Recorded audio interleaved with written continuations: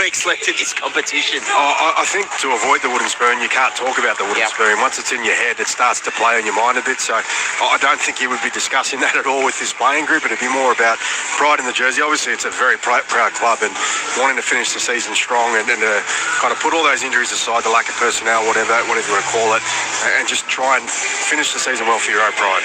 They've won 7 of 10 here in Gosford since 2009, the Bunnies, and they do have a poor record without Latrell Mitchell and Cody Walker, one of their last 9 games. The Cronulla Sharks have made their way out onto Central Coast Stadium in a predominantly black jersey with sky blue and white trim. Their fullback is Will Kennedy, their wingers Sione Katoa and Ronaldo Mortzalo. In the setters, Jesse Ramian in number 3 and Chris Va'aila in 19 in game number 2. Braden Trindle and Nico Hides the halves, Adam Fanua, Blake and Oregon Kafusi, the front rowers, Blake Brayley is the hooker. Billy Burns and Teague Wilton are the second rowers, Cam McGuinness is the lock forward.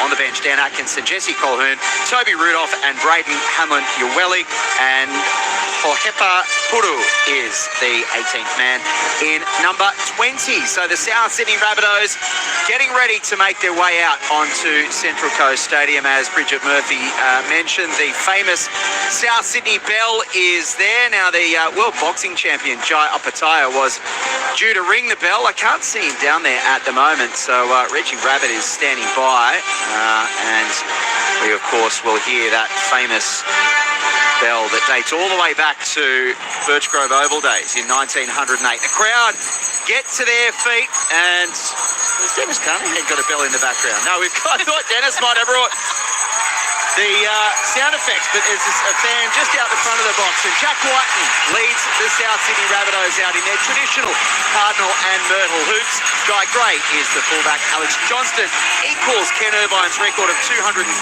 games tonight. He's looking for 5 more tries to equal his try-scoring record. He's on the wing alongside Tyrone Munro. Isaiah Tass and Talis Duncan in the setters.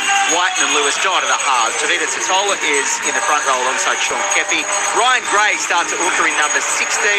Ewan Aitken and Jai Arrow are the second rowers. Lockie Hubner is the lock forward. Liam LeBlanc, Jacob Host, Ashton Ward will make his debut off the bench, and Saliva Havili in number 9. The referee is Belinda Sharp. The touch judges Damien Brady and Michael Wise. Ash Klein is in the bunker. Bridge, who you got? I'm going to go for the Sharks for this one. Dino? Yeah, I'm the Sharks as well. I am going to tip a massive upset tonight. I'm just going to throw it out there and think South Sydney might be able to come up with something. Will I be made to look like a fool or a genius? We'll find out in 80 minutes' time on ABC Sport. Blake Brayley gets us underway, kicking towards the northern end of Central Coast Stadium, and the South Sydney Rabbitohs running from left to right on your radio dial. They have first use of the football through Tavita Totola, and he's brought to ground around 11 away. Open side, one off the ruck, left-hand side they go. Sean Kepi has it 19 away from his own line. Gray scooting out of dummy half. He comes short to the right-hand side and links up with Jai Arrow. He's held up in the tackle 30 away from his line, and then Gray scoots out of dummy half and makes about 8 or 9 metres. Good scoot from the number 16 starting tonight at hooker. So going into dummy half is Lockie Hubner, and he goes one off the ruck short left-hand side for Totola to play it on the final play. A metre inside South Sydney's territory on the last. They go to the left-hand side. Lewis Dodd with his first touch of the football. It's a high kick, and Will Kennedy takes it on his 10.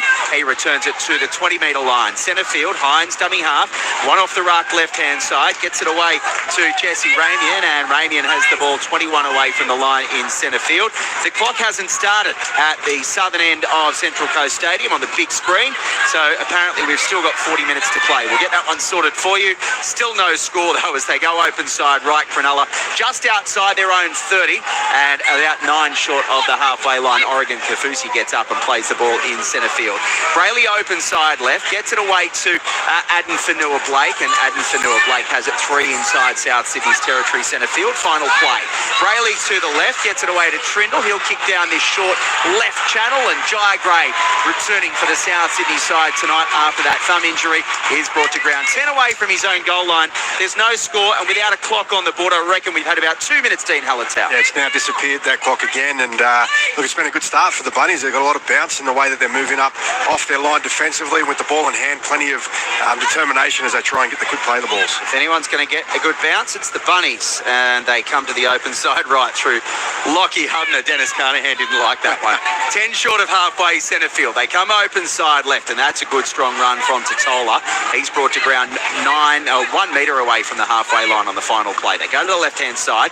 Dodd again with a deep kick. That'll go between Will Kennedy and end up on that right wing and picked up by Sione Katoa, who returns it up towards the 20-metre line.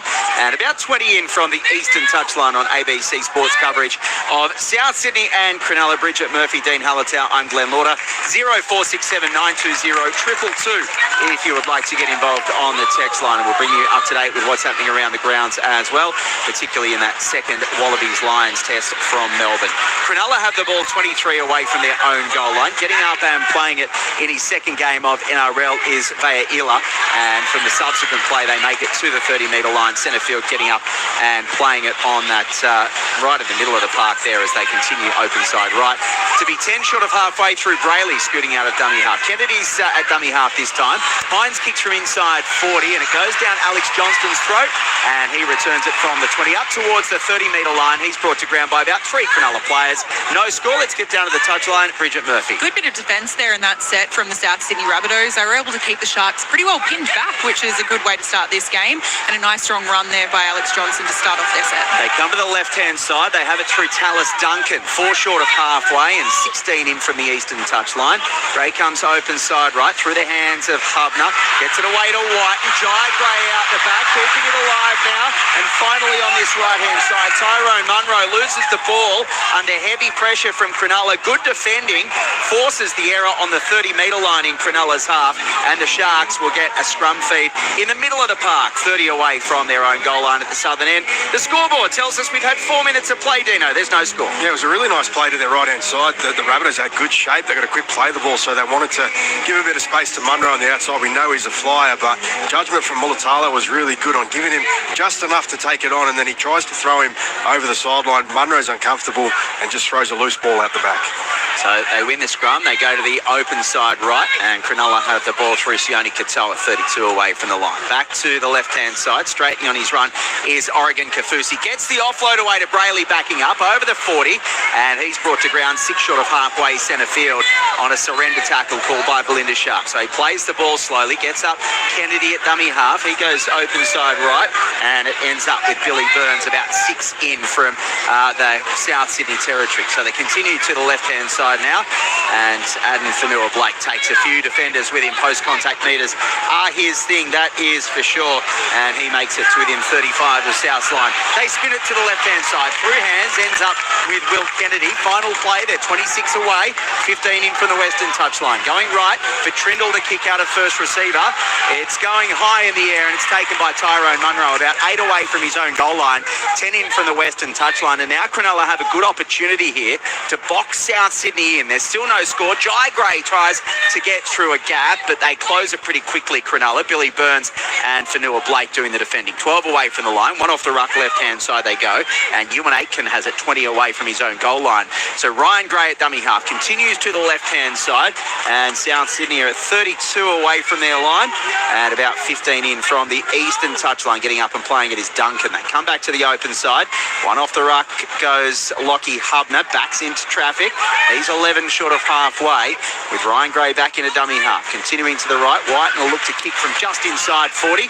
A low stabbing kick, but down the ground through the centre, and Sione Katoa will pick it up on his 10-metre line. Good chase from Sione Katoa. The trains love it as well, and he's brought to ground on the 30-metre line. Belinda Sharp's blown the penalty. It's not because the train was too loud, it's because South Sydney were laying in the tackle. Cronulla get the first penalty of the night, Dino. It's no score, and we've had 6 minutes of play. Yeah, bringing the good work undone there, the South Sydney Rabbitohs. They're getting through the sets quite comfortably, and they've got some purpose behind it. Nice kick from Jack White. He was under pressure trying to get it away, but he found a spot through the middle that was clean and hit some turf. So they'll be filthy on themselves for giving away that penalty and giving the piggy back to the Sharks. Fine touch about 3 inside South Sydney's territory. This texter asking for the NRL W results. Wins for the Titans over the Warriors, the Roosters over the Bulldogs, and the Cowboys over Canberra. Thank you for that text. 0467 920 222. and Cronulla have the ball. About 15 inside South Sydney's territory. Oregon Kafusi takes the tackle, about 32 away from South Sydney's line. Brayley comes right out of dummy half. Trindle back on the inside for Braden Hamlin-Ueli. And, I beg your pardon, Aden Fanua-Blake. There's too many hyphens in the team as they continue to the left. Kennedy back on the inside. And finally now Teague Wilton is about 16 away from South Sydney's line. 15 in from the western touchline. Brayley dummy half. Long open side right to Trindle, and then Hines gets it away to Ramian. He has Katoa. He uses him.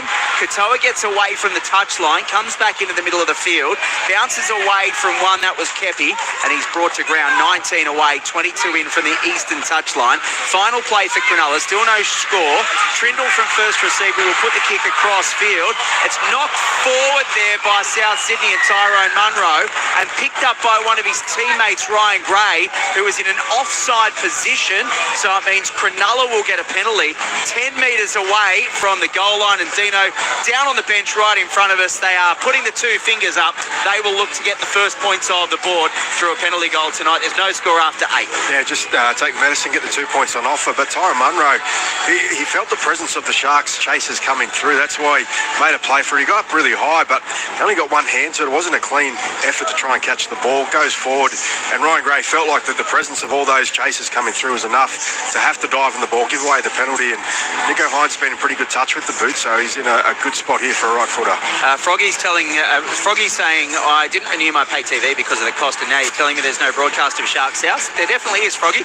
Hopefully you're listening to us. Appreciate that. Hi guys, looking forward to your excellent calling. Rabbitohs for an upset, says Brown Dog on the sunny coast by 10 points. Love listening to Glenn, Dean and Bridge, says Jody and Mackay. Neil asks, why in the world are South Sydney and Cronulla playing on the Central Coast? Well, South Sydney quite often bring games up here to Gosford. And shout out to Lazo and the Murrurundi Brumbies. Thank you very much for that text message as well. Nico Hines from 20 in from the western touchline makes no mistake, and Cronulla are on the board for the first time tonight. They lead 2 points to nil. Touchline Bridget Murphy. Yeah, no surprises there from the Sharks taking the early two just to get some points on the board, but I'm sure Souths will actually be, in a weird way, thankful that that's the decision they went to make, because the Souths boys are a little gassed after that most recent set, so it gave them a chance to reset, recharge, and if the Sharks elected to take the ball and give it a run at the line, I reckon it would have been a pretty strong chance for a try. And Phil in Mudgee, thanks so much for your text message, as Cronulla will get the ball back via a penalty on halfway, because Sione Katoa has put his foot over the touchline and taken the catch. Really good stuff by the Cronulla winger to force the penalty on halfway. So South Sydney's pain is compounded after giving away that penalty. Cronulla will be able to start another set. Just going back to your text, Phil, I'm sure you will have a lot of support from our listeners and from us here as well in the commentary box. Looking forward to the call. I've just been diagnosed with prostate cancer, but feeling well. We'll find out the action plan this week. I'm sure you and the team's calling will be a big part of my recovery. And a shout out to my son Michael in Yingad, who always listens. Phil, we always appreciate getting your text messages, and our very sincere thoughts are with you, Phil, with your recovery. Thanks for listening. Cronulla have found touch on the 20-metre line, and they have it on play 2 now, about 15 away from South's line in centre field. As McInnes plays it, they come left. Hines gets it away to Oregon Kafusi, and he's 9 away from the goal line, adjacent to the left-hand upright. So they'll come back right. Waiting for it is Fanua-Blake. Hines, after cutting one out. Billy Burns now is 3 away from the line, and Billy Burns has it about 20 in from the eastern touchline. Brayley goes short. Nico Hines is waiting for it. Here's Katoa back on the inside. Sione Katoa is only a metre away from the line. He's brought to ground by 3 South Sydney players. They come back open side left. Nico Hines gets it away to Aden Fanua-Blake, and Fanua-Blake is held up in the tackle, about 9 away, but it was the final play. Good goal line defending there from South Sydney. They'll get the ball back on their own 10-metre line. We've had about 9 minutes of play. I beg your pardon, 11 minutes of play now, and Cronulla lead Dino 2-0. Yeah, well, they ran himself into a corner on the previous play before last, and Aden Fanua-Blake, when he gets the ball, there's there's a lot of defenders that are up in his face. They're coming from the corner. It's very hard to try and get away from. He just dies with the ball, and they'll be disappointed with that end to set, the Sharks. So they go short left here, South Sydney, 30 away from their own goal line. Getting up and playing it is Munro. Ryan Gray, dummy half, gets it to Totola. Shapes to pass back on the inside. The dummy from the front row. It goes himself. Takes the tackle 10 short of halfway. Ryan Gray with quick out of dummy half hands. Linking up with Sean Kepi. He has the ball on the halfway line. 20 in from the eastern touchline. They go short, and Lewis Dodd puts the high kick up in the air. Will Kennedy has to track back. He takes it about 8 away from his own goal line and returns it into South Sydney traffic, about 16 away from his own line. 25 in from the eastern touchline. Cronulla still leading 2-0 thanks to that Nico Hines penalty goal, and they have the ball 22 away from their own line. 0467920222. Bridget Murphy, Dean Hallertau, I'm Glenn Lauder. Bridget, I beg your pardon, Belinda Sharp is telling the Cronulla players to get back on the mark and play the ball. So they do that now through Ramian. They go one off the ruck, open side right, and laying on his back and finally getting up to play at his Burns. Back to the left-hand side they come.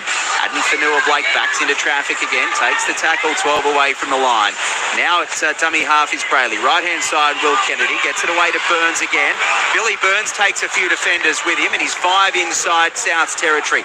Last play for Cronulla. They'll go short right again for Nico Hines to kick down the channel. Ryan Gray takes it on the 10-metre line, and he'll return it back towards the 20, where he's brought to ground with Cronulla leading 2-0 after 13 touchline. Bridget Murphy. Yeah, good take there from Jai Gray, not Ryan Gray. Confusing one, of course. But yeah, I'm quite honestly surprised with what we're seeing by the Rabbitohs. All things considered, and with the absences they have, they are putting in a bit of a fight in this match. So great to see. They are both wearing headgear as well, but thankfully Ryan Gray is in a black headgear and Jai is in a white one, which is helping me somewhat.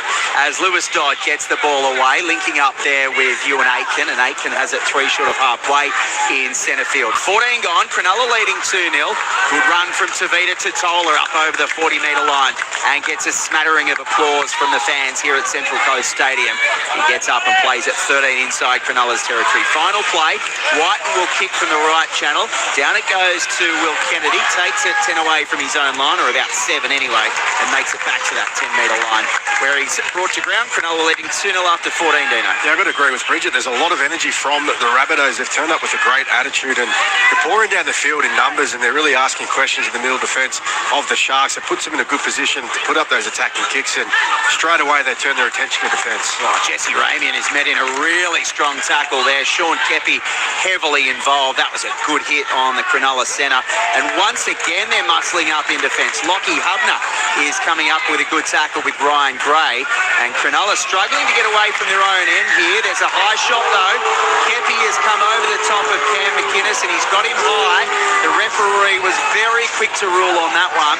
And Sean Kepi's high shot means Cronulla will be able to get out of jail here a little bit on the 30-metre line, leading 2 points to 0. Dino, what do you think? Yeah, maybe it's for working the head and neck on the ground, because he sort of fell into his torso, but then he had him into a little bit of a lock with his arm, so that might have been what Belinda had given the penalty for. Okay, so they fine touch 5 metres inside South Sydney's half. It's a short 10 here as Ela takes the tap and runs into traffic. 32 away from South Sydney's line. Open side right, Trindle. Now Oregon Kafusi, centre field, 29 away. Still leading 2-0 the Sharks as they look for 3 in a row. Blake Brayley fumbles at dummy half. It goes backwards so he can pick it up and continue. And Teague Wilton straightens on his run and takes 3 South Sydney players to within 13 of the line, where he's ultimately put to ground. 22 in from the western touchline. Brayley open side right. McInnes through the hands of Nico Hines. Dummies then back on the inside. And Jesse Ramian gets the offload away as well. Billy Burns is linking up and he takes the tackle in centre field, 9 away. They get 6 again, Cronulla. So they have a full set at South Sydney's line. Teague Wilton will take the tackle on play 1. 15 in from the western touchline, 6 away from the line. Brayley at dummy half. Open side right for Trindle. Back on the inside, Kafusi. Kafusi backs into traffic, looks for support, doesn't get the offload. Takes the tackle 4 away. Brayley dummy half. Right for Trindle. Hines continues on. Billy Burns close to the line, he'll score. Well, we've been given South Sydney a rap, but it might be an obstruction here. Belinda Sharp has come back. It's a forward pass. No, I think it is an obstruction. Oh, no, it's a forward pass. It'll be a South Sydney scrum, 10 away from the goal line. And it was Nico Hines' final pass to Billy Burns that was short, but a judge forward, Dino. Yeah, and this is one thing that a lot of halves, you'll hear a lot of halves talk about squaring up or getting your hips upfield and squaring up when you're playing. And Nico Hines is drifting across. It's not a bad pass, and the movement that he makes to the side is what allows the defenders to go past the ball. But you've got to square up so you don't make it look more forward than it may be. Souths do win the scrum and they take the tackle through to Toller on the 10-metre line. But Dino, would you be concerned about the way that Billy Burns got through that hole pretty comfortably close to the line? Yeah, it was pretty fragile defence on the edge, and just not really reading each other's play. All right, so South Sydney had the ball 23 metres away from their own goal line, make it 27 now. That was good post-contact metres from Totola again. Ryan Gray at dummy half, left for Lewis Dodd, then back on the inside, and a good offload as well, allowing South Sydney to continue. Jai Gray now to within 6 of halfway. So this is a really good turnaround. They should get 6 again here, they do. That was a pretty obvious decision there from Billy Burns to slow everything down. I think it was Teague Wilton actually, and just allowed Cronulla to get back in defence, but it gave South Sydney a full set. Here's Sean Kepi over the 40-metre line. He's 35 away. Jai Gray is down in back play. Bridget Murphy will keep an eye on that as South Sydney go to the left-hand side, and Jack Whiten has it 26 away. He tries to get up quickly and play the ball and plants it, but he gets the penalty. So he gets away with that one, Jack Whiten. Oregon Kafusi was grabbing his ankle as he tried to get up and play the ball. And South Sydney, after almost conceding a try at the other end, a forward pass was adjudged by the referee for Cronulla. And now Souths have a penalty 25 away from the line, and they'll look to square it up at 2-2, Dino. Yeah, it was a strange one there because I thought that Billy Burns and Kafusi had actually clashed heads in making that tackle, and they fell off. Then he goes through Jack Whiten to try and get up and play the ball and makes a bit of a meal of it, but the referee was close. So obviously there was a hand or someone grabbing the leg there of Whiten to cause him to fall. I hope my bunnies can get a win, says Big Daddy in Coffs Harbour. Come on, Rabbitohs, says Troy from Cabramatta. And up the Wallabies. Thanks for the call. I'm driving from Ballina to Bris Vegas. 1-1 after tonight, says Maddie. So, Maddie, you can obviously listen to that one on the ABC Sport channel on digital, and also on the ABC Listen app, and around the grounds in the first half of Queensland Cup. No score between Mackay and Brisbane Tigers. Burley's beaten Northern Pride 28-22, and in the first quarter of the AFL, Geelong leading North Melbourne 22-13. The rugby just getting underway in Brisbane in about 5 minutes time or so. So South Sydney for the opportunity to level at 2-2. Isaiah Tass will be taking this kick. 20 in from the eastern touchline, moves in. The touch judges like it. The flags go up. The fans in front of us like it as well. And South Sydney are locked back at 2-2. So it has been a real arm wrestle through this first quarter of play. Bridget Murphy, touchline. Absolutely. Keeping my eye, though, on Jai Gray. He looks like he's back up and moving now, the Rabbitohs fullback. When he went down into that contact after he played the ball, he was down and clutching at the back of his neck, but he's since been doing a bit of stretches, rejoined the play, so it looks like he's all good. Ants from Leven listening as always, going for the Sharks. Love my ABC Sports footy family, and no doubt we'll be cheering on the Raiders with big Dennis Carnahan tomorrow against the Newcastle Knights as Brayley gets us back underway at Central Coast Stadium. We're a quarter of the way through this one. We are locked at 2-2, and Tavita Totola has come off the back fence and he runs into the Cronulla defence about 12 away from the goal line. Gets up and plays it for Ryan Gray. One off the ruck, he goes left-hand side, and 3 or 4 Cronulla players muscling up in defence there on the 20-metre line to bring down Lockie Hubner. They go to the left-hand side, and 26 away from the line is Ewan Aitken getting up and playing the ball. For Ryan Gray, out of dummy half right-hand side, Sean Kepi. 13 short of halfway. Been a pretty good set so far for South Sydney. And Jai Gray goes on a good run, so he's recovered from his earlier ills. On the halfway line he is. They go to the left on the final play. Lewis Dodd kicks down the left side, and Will Kennedy takes it 10 away from his own goal line, and he'll be muscled up by the South Sydney defence. A good chase as well from South Sydney after that kick. So Cronulla coming out of their own 20 once again, and they are on that 20-metre line, just short actually after a good tackle from Sean Kepi getting up and playing at his Ramian. Now Hines at dummy half. Katoa goes on a run, 25 away from his line, 20 in from the eastern touchline. Brayley, short, one off the ruck, left out at dummy half, Billy Burns. 34 away, centre field, left-hand side they go. Now he switches back to the right, as Brayley linking up with Hines towards halfway. And Nico Hines makes it over halfway. About a metre inside South's territory, 11 inside the eastern touchline. Trindle on the final play, kicks from halfway. Jai Gray comes forward, props, takes the catch comfortably, and then he's tackled 22 away from his own line with 18 to go in the first half. It's 2-2, Dino. Yeah, well, one thing that Souths are doing really well is that they're identifying the strength of the Sharks, and that's their first 3 carries out of their own end. The 2 wingers, Will Kennedy at fullback, even their centre contribution as well. They're so good at getting out of yardage, but Souths are muscling up.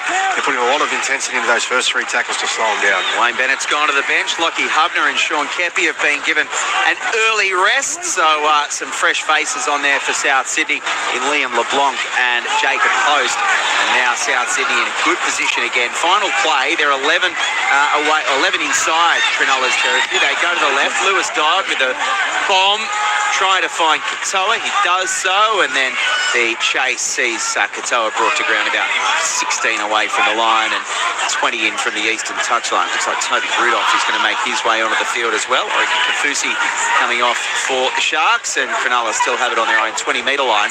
With the score still locked at 2-2. Will Kennedy is at dummy half. He goes one off the ruck left-hand side, and getting up and playing it is Vailea, who's playing game number 2 in the NRL. Chris Vailea in for Sifa Talakai, who woke up ill this morning, so was ruled out of this Cronulla side this evening, as Aden Fanua-Blake takes it to within 8 of halfway, gets up and plays the ball for Brayley. Final play, one off the ruck right for Trindle.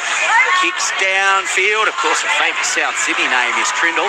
Braden playing for Cronulla tonight, and Alex Johnston in game number 238, needing 5 more tries to equal Ken Irvine's try-scoring record.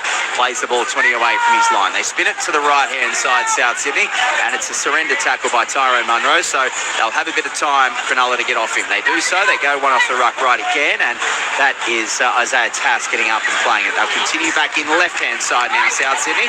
Straightening on the run is Totola, plays at 10 short of halfway. Ryan Gray to Jai Gray, and Jai is 3 short of halfway on the final play. 2-2. South Sydney one off the ruck left for Lewis Dodd to kick high downfield again. Will Kennedy in a familiar position, takes it on his own 10-metre line, returns it through the first line of traffic, over the second line, and finally brought to ground only 13 short of halfway by Ewan Aitken, who was struggling there to try to contain Will Kennedy. They come left now. Katoa has the ball. About 4 short of halfway. Brayley dummy half. One off the ruck left-hand side they come. Jesse Ramian is 5 inside South Sydney's territory. He'll get up and play the ball for Brayley to continue left. And on the field now is Toby Rudolph. He has the ball 10 inside South Sydney's half. Plays it for Brayley, right for Trindle, and then back on the inside for Cam McInnes. 30 away from South Sydney's line, final play. 15 and a half to go first half, 2-2 the score. Braden Trindle puts the high kick up in the air. Tyrone Munro comes forward, loses it, and it's picked up by Cronulla. It might have gone forward by Cronulla as well. It's a double knock on South Sydney first, and Cronulla will get the ball 10 away from South Sydney's goal line with 15 and a half to go in the first half, and the score's locked at 2. Now, how important was that run from Will Kennedy on the return? He gets down the right edge for the Sharks, gets a bit of open space, and it's a half break. He doesn't get a clean break, but he makes some metres up the field. It immediately puts them on the front foot. So by last play, they're well inside South's territory. They put the attacking kick up, and Tyrone Munro, we know he's got so much talent. He's very fast. He's had a bit of an awkward start to the evening with his catches of those high kicks. He comes up with another error. Matthew and his family listening in Dubrovnik on their way home. Now here's Nico Hines straight from the base of the scrum and scores. Is he held up? Nico Hines might have been held up here. Belinda Sharp is going to have a look at this. Straight out of the base of the scrum. Cronulla go to the right. Have no try. Just confirm he remains held up. And get over the line, but South Sydney might have just done enough to keep Nico Hines up here, Dino. Yeah, just watching the replay on the big screen, and he gets... Oh, wow. Lewis Dodd. Yeah. The ball score. Just as Nico's about to plant the ball on the ground, he gets an armour. The tackle is complete. We have a decision. Huge play there. Great defending by the English halfback. And once again, South Sydney's defence keeping this at 2-2. but it was straight out of the scrum base, caught everyone off guard. And Bridget Murphy, this has been a great game of football. I'll come down to you in just a moment because Cronulla have to play the ball 10 away from the line after being held up over the line, Nico Hines, and they'll continue to attack here. The Cronulla Sharks, and Toby Rudolph loses the ball 8 away from the line. And look at South Sydney celebrate this. They know how huge of a play that is. After almost conceding from the base of the scrum, they just keep turning up here, South Sydney, and they'll get a scrum 10 away from the line, Bridget. Yeah, big sigh of relief for the Rabbitohs and the Rabbitohs fans around here this game. Very, very lucky. Unfortunate for Toby Rudolph for the Sharks to lose that one because they definitely did have a little bit of momentum going there and a bit more confidence. Also, I just want to mention, I just heard from the folks behind me that just said, I think, it's In Excess. So I think In Excess just won the Hottest 100 countdown. Everyone's talking about that behind me, so yeah. Well, that has been a fantastic day on Triple J as well, and across all of Triple J's platforms on the ABC Listen app. It's been an outstanding listening to the Hottest 100 of Australian songs of all time. Congratulations to In Excess with that victory, of course, one of the great Australian bands from the 80s and 90s. And I believe a few of them big Manly fans as well. So open side left. I know Lane Beachley's husband, Tim Farris, I believe. Kirk Pengelly, of course. There we go. Thanks, Dino. I knew you'd get that one right. And Jai Gray has the ball now. I'll stick to rugby league. He plays the ball 30 away from the line. They go one off the right-hand side, and they have the ball now through Jai Arrow, 10 short of halfway. Go to the left, and Dodd will kick from deep. It's taken on the full by Will Kennedy, and once again gets it back to the 30-metre line, put on his back, and 20 in from the eastern touchline. Gets up and plays the ball. They come to the left. Hines has the ball. Long ball for Trindle. Back on the inside, and Ronaldo Mulatalo has the ball 34 away from the line, centre field. Brayley one off the ruck right-hand side for Jesse Ramian, and Ramian has the ball 7 short of halfway in centre field as Brayley continues to the left-hand side. McInnes back on the inside for Braden Hamlin-Uelic, 6 inside South Sydney's territory. Still 2-all with 12 and a half to go in the first half at Central Coast Stadium. Cam McInnes is 13 inside South's half against his former club, of course. Gets up and plays the ball. They'll come to the left. Trindle puts the high kick up in the air. Tyrone Munro gives Jai Gray a bit of space, and Gray takes the catch under pressure from Vailea, about 8 away from the line. Open side, one off the ruck left they come. Tyrone Munro's 13 away in centre field, and he'll get up slowly and play the ball for Dodd to go in at dummy half to get Tallis Duncan on his way on the left-hand side. 21 away, 20 in from the eastern touchline. South Sydney coming away from their own end. Still 2-all. The bottom place Bunnies and the 9th place Sharks.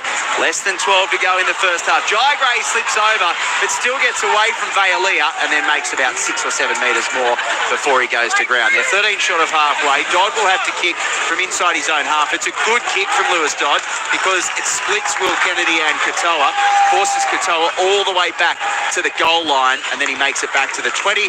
11 and a half to go in the first half. It's 2-all, Souths and Cronulla. Yeah, a bit of concern for Cronulla. Just seen Adam Fanua-Blake heading up the tunnel. I'm not sure if it was a H. I missed the card on the interchange, but Bridget might know. Yeah, I just went to try and get some information from Sharks camp. They're just looking into it, but yes, you're right. Adam Fanua-Blake did go down the tunnel, and we're just seeing now a bit of...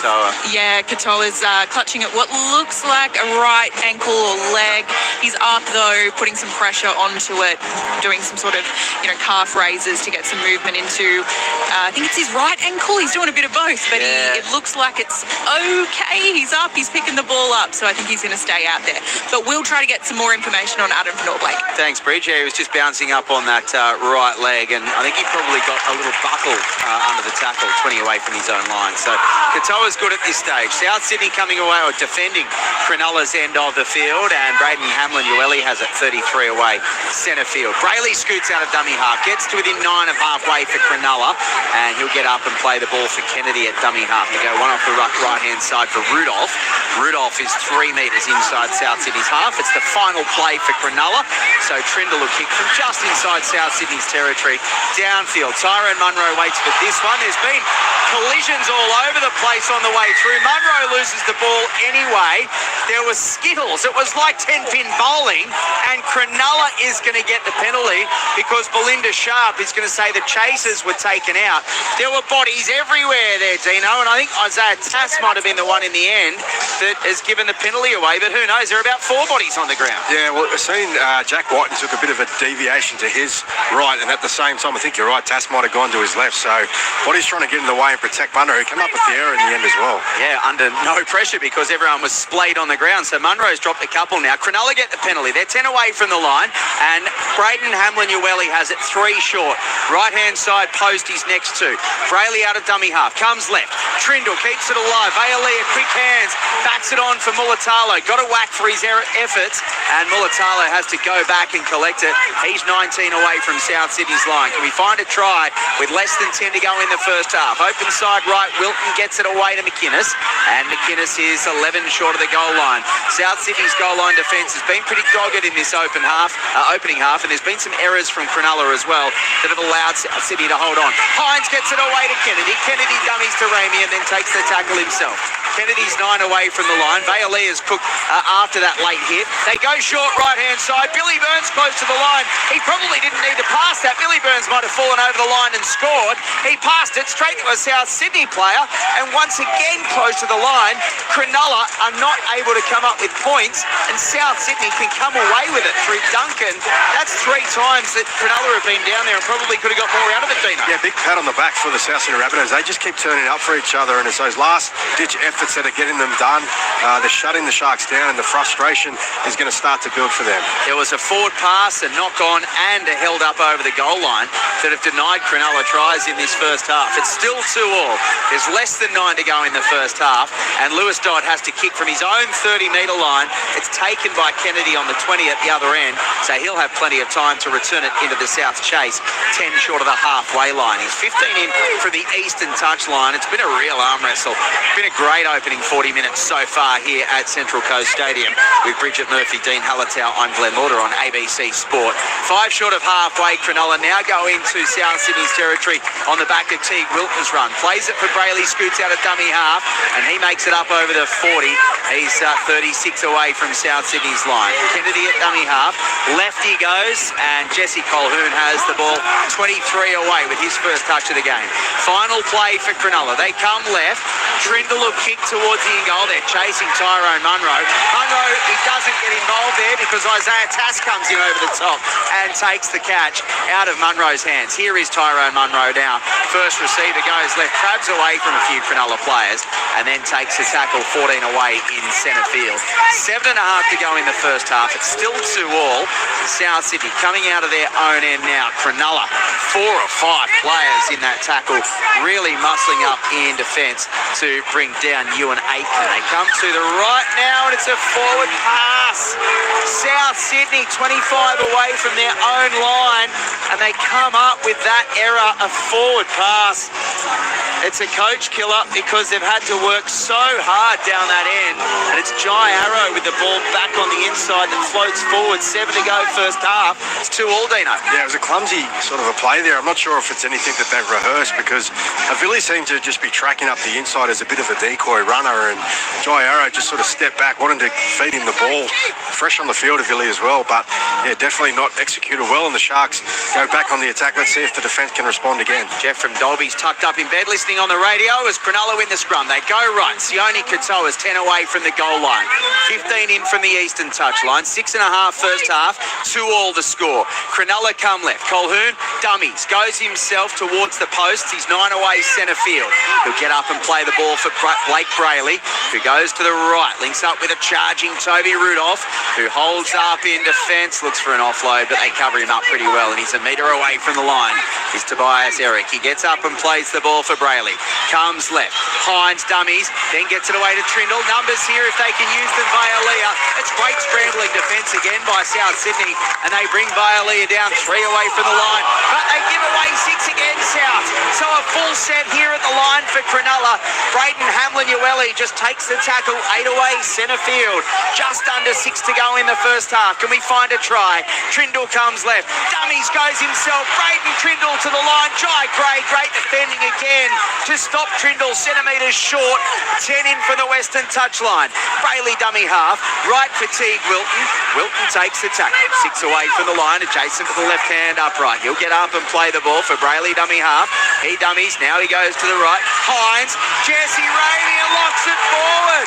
It's another error, but they're going to get a penalty here, Cronulla. South Sydney were offside. So Jesse Ramian knocked the ball on. Belinda Sharp has played the advantage and said, you're all in front of me.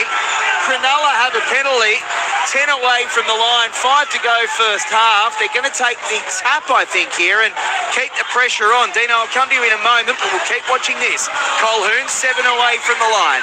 He'll get up and play the ball for Brayley, dummy half, to go back to the right-hand side. Hines is waiting. Ramian holds onto it this time, and Ramian's over the line, but he's held up again. Great goal line defending again from South Sydney. Belinda Sharp is sending him back to the 10-metre line. Dino, quickly, they're hanging in South. They are, and they're hammering away that left edge defence of the Bunnies, but they just keep turning up. Hines, left-hand side, Trindle. Now Hamlin Ueli. Looks for an offload, backs into the defence, takes the tackle, 11 away from the line, centre field. Brayley dummy half, left for Trindle, gets it away to Teague Wilton, taken in the tackle, 7 away from the line, 15 in from the western touchline now. He'll get up and play it for Brayley, back right he goes. Belinda Sharp's not happy about something. There was a knock on him to play the ball. Getting up and playing it, Teague Wilton loses the ball, and South Sydney keep Cronulla out again. With 4 minutes to go in the first half, it's good defending from South, but it's Cronulla shooting themselves in the foot again with another error close to the line, Dino. 2 all, 4 to go. Yeah, it was on the ground, I should say, Teague Wilton. He comes up with a little bit of a loose carry, and the touch judge must have been a little breakdown, or it was too noisy, because he was calling for a little while, and Belinda Sharp was a bit delayed in getting the call. It eventually comes, but South Sydney, that's going to be the number one thing that they get a pat on from Wayne Bennett when they go in the change rooms, is just the effort in defence. 0467 920 222. Apparently Filthy Phil was in the pub. They had Triple J on and the footy on mute, and he wasn't happy, Filthy. Sorry about that, but I'm sure you were enjoying the tunes as well. And now South Sydney lose the ball after winning the scrum. Tallis Duncan on play 1 knocks it on. Can you believe it? They do all this hard work, South Sydney, and they let Cronulla back in. The Sharks will get a scrum 15 away from the line in centre field. Dino, what a bizarro day. Yeah, mistake for a mistake, or scrum for a scrum, as we used to call it. And a lot of bodies on the tackle there, and Tallis Duncan, a little bit of objection there to the referee, but it just pops out through that contact. And now Sharks are going to have to try something different, because they keep getting turned away. They're going to have to throw a variation. So Cronulla, they win the scrum. They go to the right-hand side. Katoa has it, 8 away. Can they find a way through here, the Sharks? There's 3.5 to go in the first half.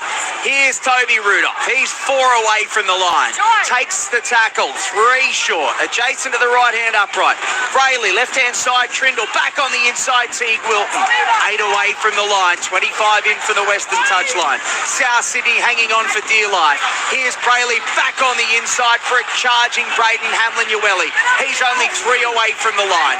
Only about a metre now, pushing forward. Brayley now, dummy half, long ball to Trindle. Gets it away to Kennedy. Kennedy looks for support. Still going himself, holds the ball out in front of him. Doesn't pass it, takes the tackle. 6 away from the line. Final play for Cronulla. Brayley goes himself out of dummy half. Rubbers, it's lost backwards by a South Sydney player, but then lost forward by a Cronulla player. It'll be a changeover to South Sydney on the 10-metre line with 2.5 minutes to go in the first half. Brayley looked to grubber it through himself, and it was definitely knocked backwards by South Sydney, and then Will Kennedy loses it forward. South, they get away with it again, Dino. Yeah, like I said before, they're running out of ideas, so everything they try structure-wise is just getting turned away. Blake Brayley goes to the little grubber from dummy half, so a bit of a cheeky play, but it's probably outside of their regular playbook, and it goes into legs. It's really messy, and they turn the ball over once more. So they have the ball here. Oh, good hit there on Jack White and by Teague Wilton. That's a really good hit. And now South Sydney coming away from their own end. 22 away in centre field. And they have the ball through Giant Arrow. Come to the right-hand side here. White gets it away for Jai Gray. Tass leaves it. It's picked up by Munro over the 40. He's only 4 short of the halfway line. Isaiah Tass is waiting at dummy half. They want 6 again. They're not getting it. Tass goes left. Whiten, then a short ball, straightening on the run and making it to 5 metres inside Cronulla's territory. I beg your pardon. Is on the field, Liam LeBlanc. They kick through, charge down, picked up by South Sydney again. It'll be 6 again, and they have the ball through Ryan Gray, 30 away from the line. They go to the left. Dodd looks for options, doesn't have any. So Dodd takes the tackle, 23 away from Cronulla's line centre field. There's a minute to go in the first half. It's still 2-2. Havili's on the field. He goes to the left, gets it away to Whiten, and then continues on that far side for Duncan to get up and play the ball. Havili has to juggle at first receiver. He holds onto it though, and he held up in the tackle, 5 away from the goal line. 45 seconds to go. Geez, if South Sydney can score here, after all the defending they've had to do. That flick pass out the back for Havili. It goes across the face, Matrix style. Bounces on the ground. Picked up by Jai Gray. They will score. Tyrone Munro in the corner. They spread it from left to right, the South Sydney Rabbitohs. And after spending most of that first half camped at their own end, Tyrone Munro goes in to score his 5th of the season for South Sydney. And they will go into half-time leading. It is 6 points to 2 with a kick to come. The Bunnies lead Cronulla. Yeah, well, the first try of the match, well deserved to the Bunnies. It's all off the back of their defence. Just watching a replay, and don't know that it was a charge down attempt by Teague Wilton. The ball just hit him square in the face as he was moving up to the defensive line. Nevertheless, they move to their right-hand side, the Bunnies, and it's Jai Gray. When he gets his hands on the ball, it's panic stations or alarm bells for the defence because he's got so much agility, he's got so much energy when he runs the ball, so they hold off. He bites in Mulatalo, and it's just a simple pass out wide to Munro to go over in the corner, get the first try of the night.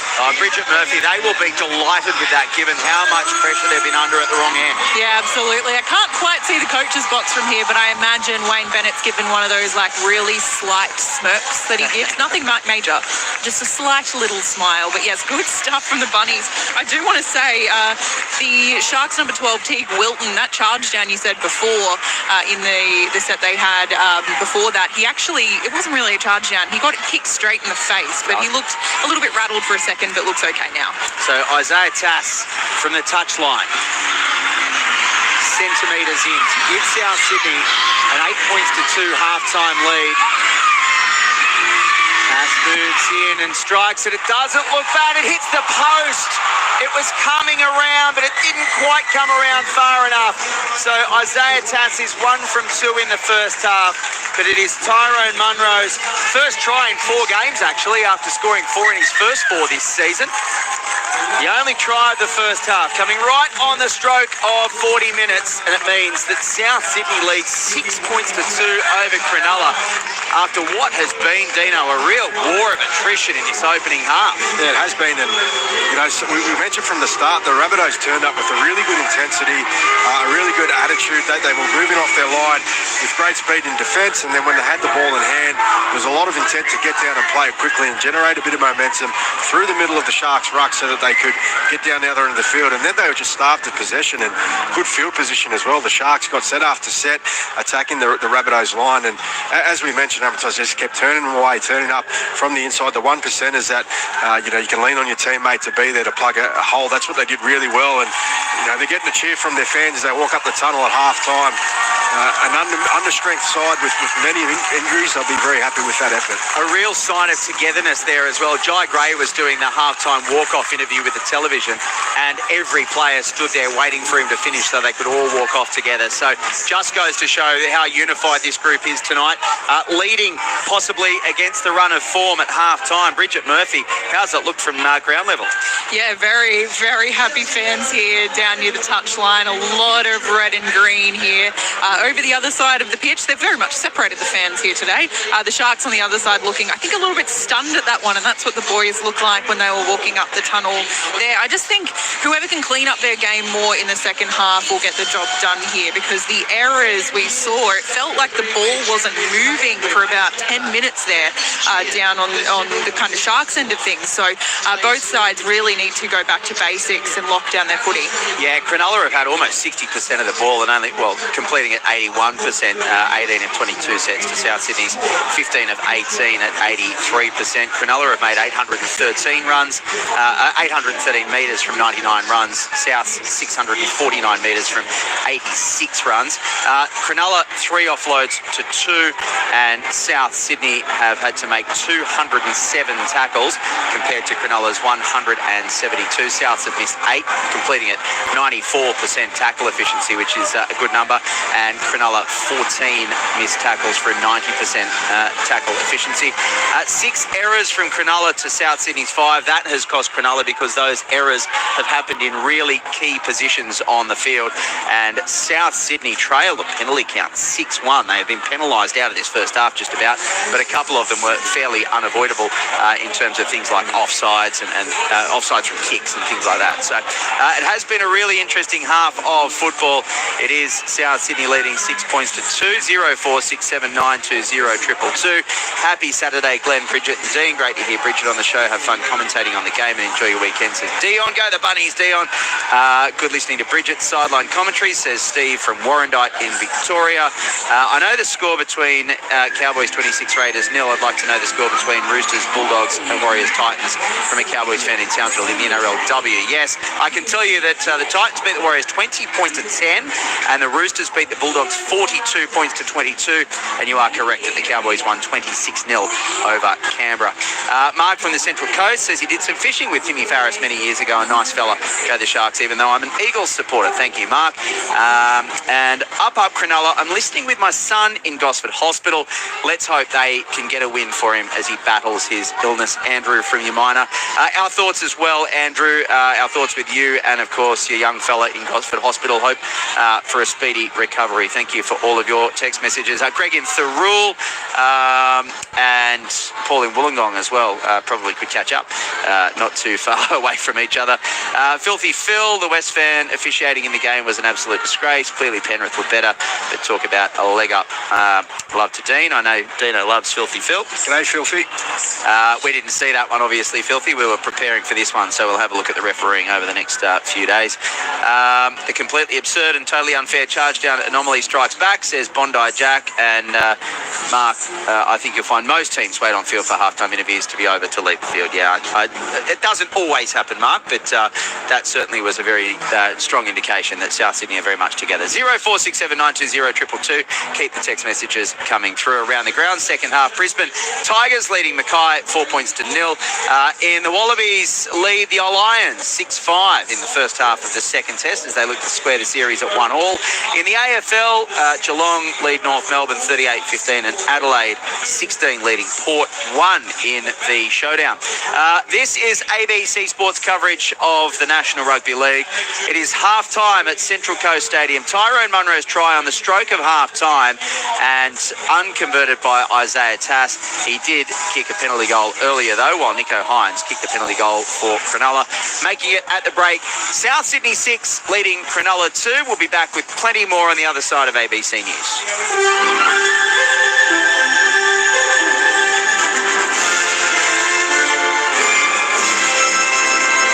ABC News. Good evening, I'm William Howard. The World Food Programme says nearly 100,000 Palestinian women and children are in need of urgent medical treatment amid surging malnutrition in Gaza. Larry Buttrose reports. The programme says almost a third of the people in Gaza are now going for days without food amid intensifying warnings about starvation and malnutrition. Israel has been restricting movement of supplies into the territory, claiming Hamas militants have hijacked aid. But an Australian doctor who's been working in Gaza disputes the Israeli claims. Israel has now announced it'll allow foreign countries to airdrop aid into Gaza in coming days, and Britain has announced it'll take part in airdrops and help evacuate children in need of urgent medical attention. After months of political chaos, a mass recall vote has concluded in Taiwan. A total of 24 opposition MPs have been voted on today, and another 7 will learn their fate next month. Those behind the grassroots recall campaign say the opposition has put Taiwan's security at risk by blocking budgets and defence programs. But the opposition argues the recall is malicious.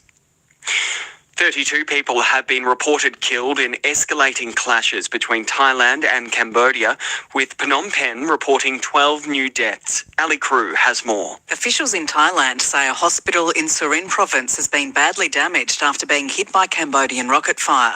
All the patients in the facility had been evacuated.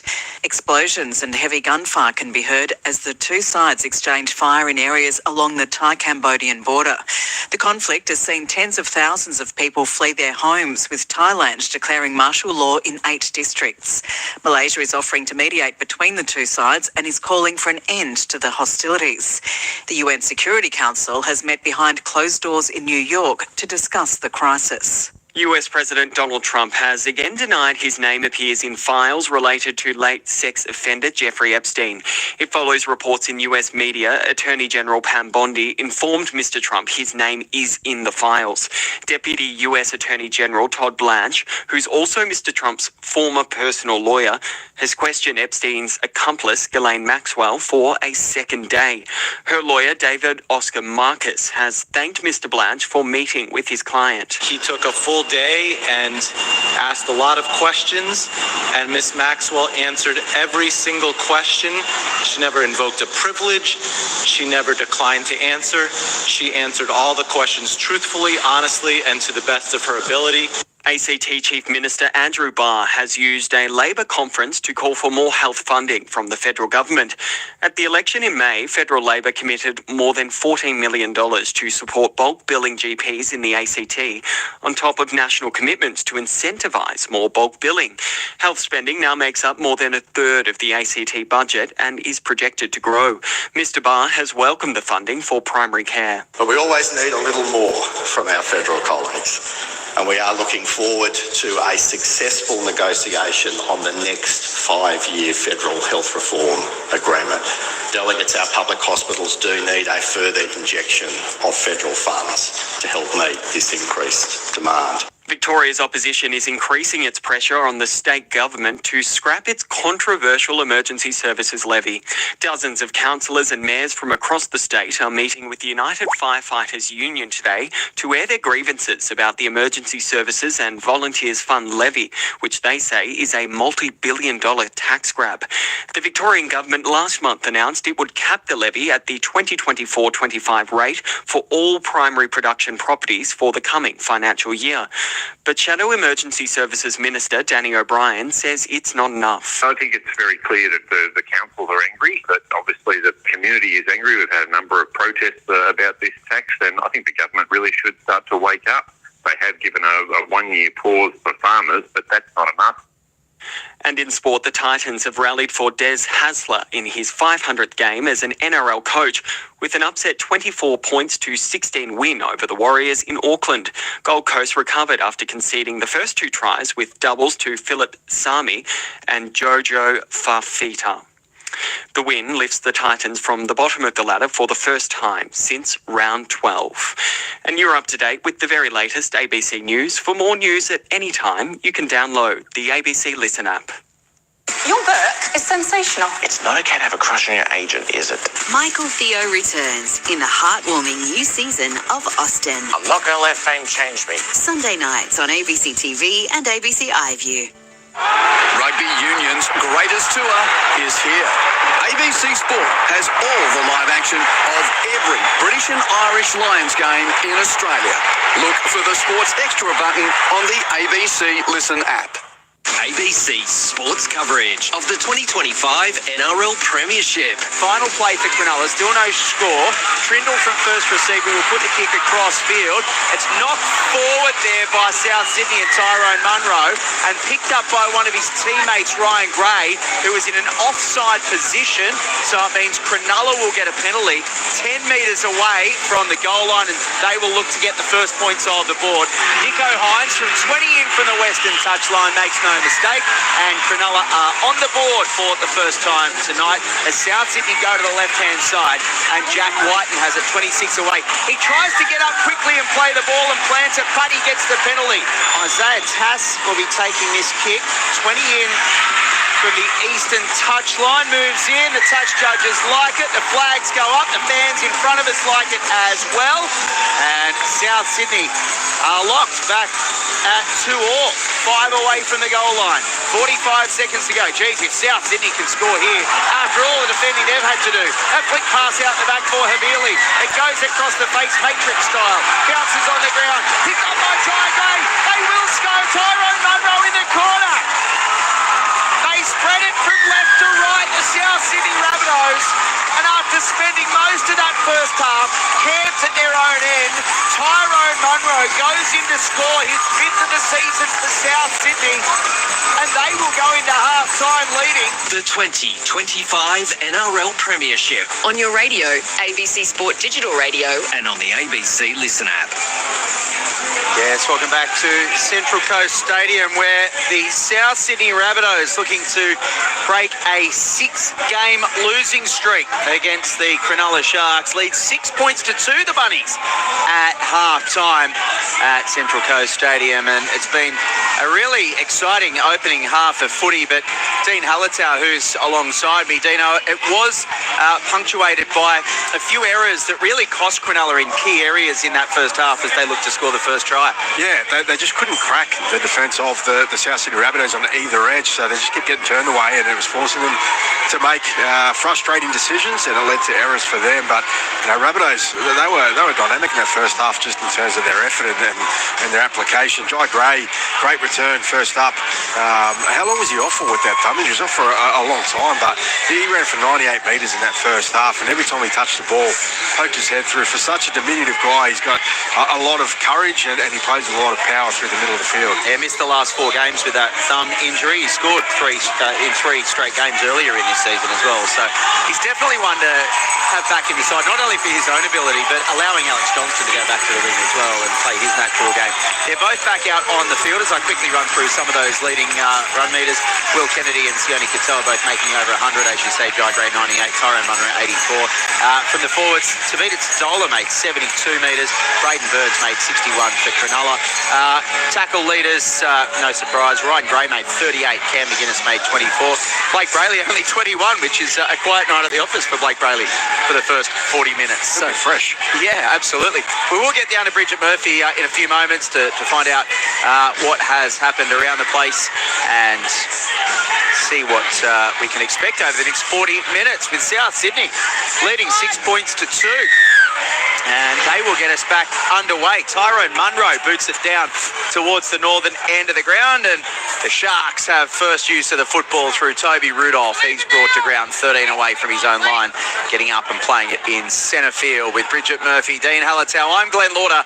Keep the text messages coming through on 0467920222. The Wallabies lead the Lions 11-5 in the first half of that test match, and it's the first set of the second half here, where Cronulla had the ball through Hamlin Ueli, 33 away from his own line. They go one off the ruck left-hand side.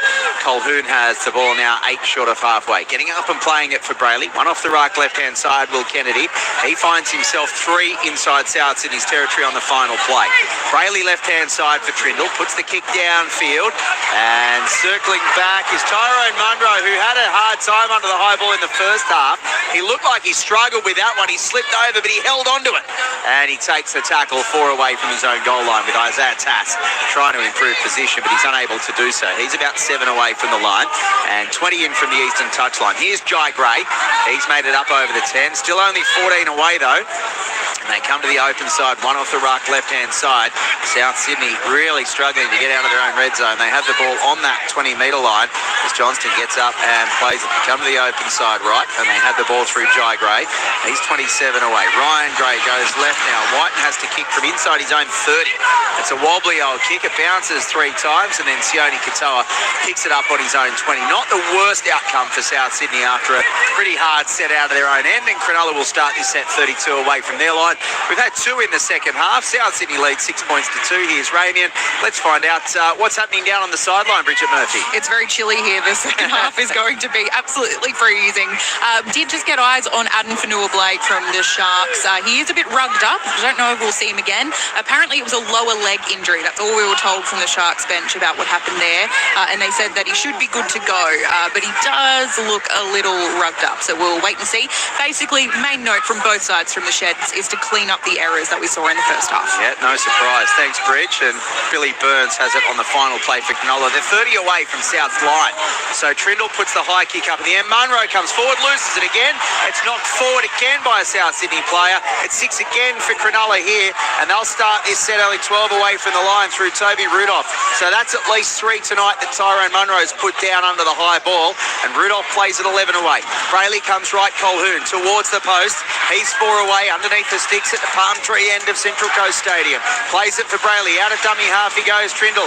Dummies towards the left-hand side. Oh, great bat on from Will Kennedy to Ronaldo Mulatalo. And Mulatalo scores in the corner and gives Cronulla the first try of the game for the Sharks. It means it's all square at 6-all and the chance to go ahead.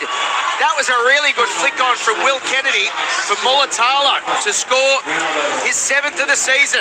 6 points all, 4 gone second half. So just watching a replay, he actually goes over his own player.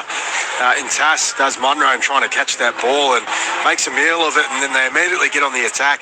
The Sharks, we've got to say, have started this second half with a lot more intensity than the first. Really nice shift to their left. We know that they're very good at moving the ball laterally, the Sharks. It's one of their strengths. Some really crisp service out in front. Trindle throws the sweep line run there to Will Kennedy, and he's got great touch when he's under pressure from defence. He just bats it on with the right hand, straight in the breadbasket there of Ronaldo Mulatalo, and it's shelling peas for him scoring in the corner like that. Yeah, and he's got the Try July celebration as well, Ronaldo Mulatalo. I'm not sure what was doing there, but anyway, well done, Ronnie. I wish I could describe it for you, but I don't really know what he was doing. He had the ball up in his hand and kind of rubbing the side of it. So, yeah, speaking of try-scoring droughts as well, Tyrone Munro broke a 4-game drought in the first half. Ronnie Mulatalo hasn't scored in his last 5 after scoring 5 in 5. So he's back on the try scorers list as well. And Nico Hines has this conversion about a metre inside the eastern touchline. The Central Coast boy from Yamina just down the road moves in, strikes this one from the touchline. The touch judges follow it around and the flags go up. Cronulla lead 8 points to 6. Touchline, Bridget Murphy. Yeah, beautiful kick from Nico. Don't let the boo, well, you can't hear the boos at the moment, but there was a lot of boos behind me as he was kicking that one.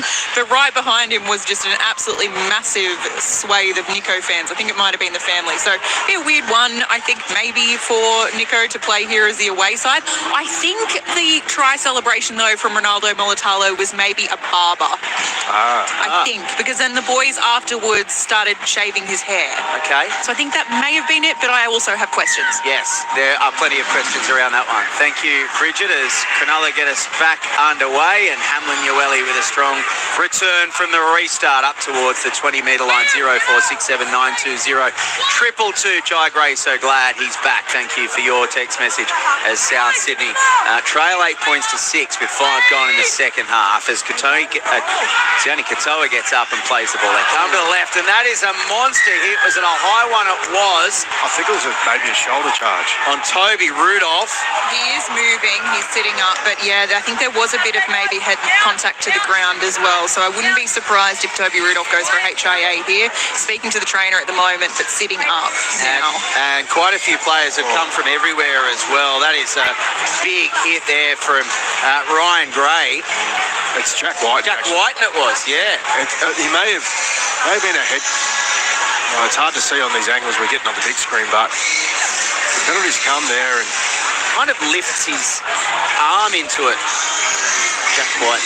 He didn't wrap. It was a shoulder charge. Yeah, Toby is now coming from the field. He looks quite spaced out at the moment. It was Ryan Gray that was involved as well, but it was Jack White who came over the top with that shoulder, and I get the feeling he'll go on report. He's 10 in the bin, actually. I can see the ticker pop up on the screen. I believe he's about to get sent. It's a shoulder charge. There's no attempt to wrap. It's on report and you're in the bin. Okay, so he's in the bin, and it also means that the interchange for... Toby Rudolph's in all sorts. There you he was looking all around the place. He was quite confused. He's going straight up the tunnel. And I will say Jack Whiten's also got quite a bit of blood coming from his ear too at the moment. So I'm not sure if that was wrapped up there in that contact too. But Jack Whiten doesn't look too great either. Well, he's saying that he was rapping and as he goes up the tunnel, but it's no consolation because he is in the bin and on report as well. And Toby Rudolph highly unlikely to come back, you'd think. So a big blow for Cronulla, but also a big blow for South Sydney, losing Jack Whiten for 10 minutes, having to play with 12. And Cronulla have got the penalty. They found touch and they had the ball through Wilton 10 inside that eastern touchline on halfway. Here's Colhoun met in a strong tackle and he goes to ground 5 inside South Sydney's half. Plays the ball for Brayley. Now Braden Hamlin-Uwelli, and Hamlin-Uwelli is 33 away from South Sydney's line, 20 in from the western touchline. Brayley out of dummy half. McInnes goes left for Colhoun, tries to find a way through. Brought to ground 20 away. South Sydney defending with 12. Cronulla gets 6 again. It's starting to unravel after a good first half for the Bunnies. Here's Nico Hines. Can't find a way through. Can't find a pass either. So he takes a tackle 11 away. 20 in from the western touchline. Gets up and plays it for Brayley. Goes out right-hand side. Billy Burns towards the line. Almost finds a way through. Jai Gray is there again to cut him down. Brayley out of dummy half again. Goes left, Nico Hines. Back on the inside, Colhoun. He runs into traffic, including Ryan Gray. He takes the tackle 8 away from the line. Brayley comes back left himself out of dummy half, then Hines. They can't wrap him up. He still goes, gets away from Jacob Host, but then takes the tackle 10 away from the line. Brayley left-hand side. Trindle dummies. Gets it away to Will Kennedy. Doesn't pass to Mulatalo on this occasion. Takes the tackle. Final play. 2 short of the line. Brayley out of dummy half. Right-hand side. Trindle will kick towards the posts. Going up for it. Taking it well. It's Talis Duncan under heavy pressure. He put the hands up in the air. The fingers to the sky. And Duncan came down with a crucial catch. With South Sydney under pressure again. They trail 8-6. 7 gone second half. Yeah, all sorts of pressure heading towards South Sydney. You see a player on the ground and it's Ewan Aitken. Yeah. He's back at neck, maybe Crusher. Yeah, and he's got the penalty as well. So that's smart from Ewan Aitken. He just slowly got to his feet, let Ashley Klein in the bunker have a look at it. Cam McInnes was there, but I don't think it was McInnes that affected it. It might have been Billy Burns, was it, who affected that crush up. And so South Sydney will get the penalty 10 away from their own line. Yeah, well, they've done well again, South Sydney, just repelling with only 12 men on the field, repelling the Sharks attack, who are looking sharper in this second half. When they retain possession, they get the piggyback out of their own end. They'll just try and slow things down here and buy as much time as they can. Yeah, they needed something to go their way because it wasn't a great first 7 minutes of the second half for South Sydney, and they have, of course, got Jack White in the sin bin for another 7 minutes. They had the ball 14 short of halfway, and it's a frustrated Jai Arrow that gets up and plays the ball and gives the marker a little bit of a shove as he goes. Jacob Host now 3 short of halfway, 20 in from the eastern touchline as he plays it for Ryan Gray. Left-hand side they come. Good ball, short, close to the line for Aitken, but the defence closes on him and he's brought to ground on the halfway line, 18 in from the western touchline.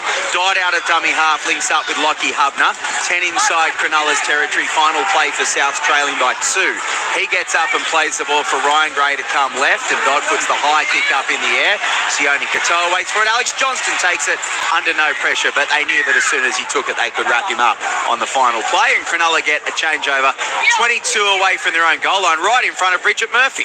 Yeah, disappointing news for Sharks fans. Toby Rudolph, a Category 1 HIA. Don't think that's much of a surprise after what we saw, so he won't be back this evening and will need to undergo the stand-down period. All right, thanks for that, Bridge. No good for Toby Rudolph. Of course, a few issues with Cronulla at the moment in terms of injuries and players unavailable. Not quite as bad as South Sydney's, but certainly guys like Cale Iro, Tom Hazelton and Britton Nakora as well with those injuries and HIA. So Cronulla go to the left-hand side. They had the ball through Teague Wilton. He has it 10 inside South Sydney's territory, 20 in from the eastern touchline. Gets up and plays the ball for Brayley.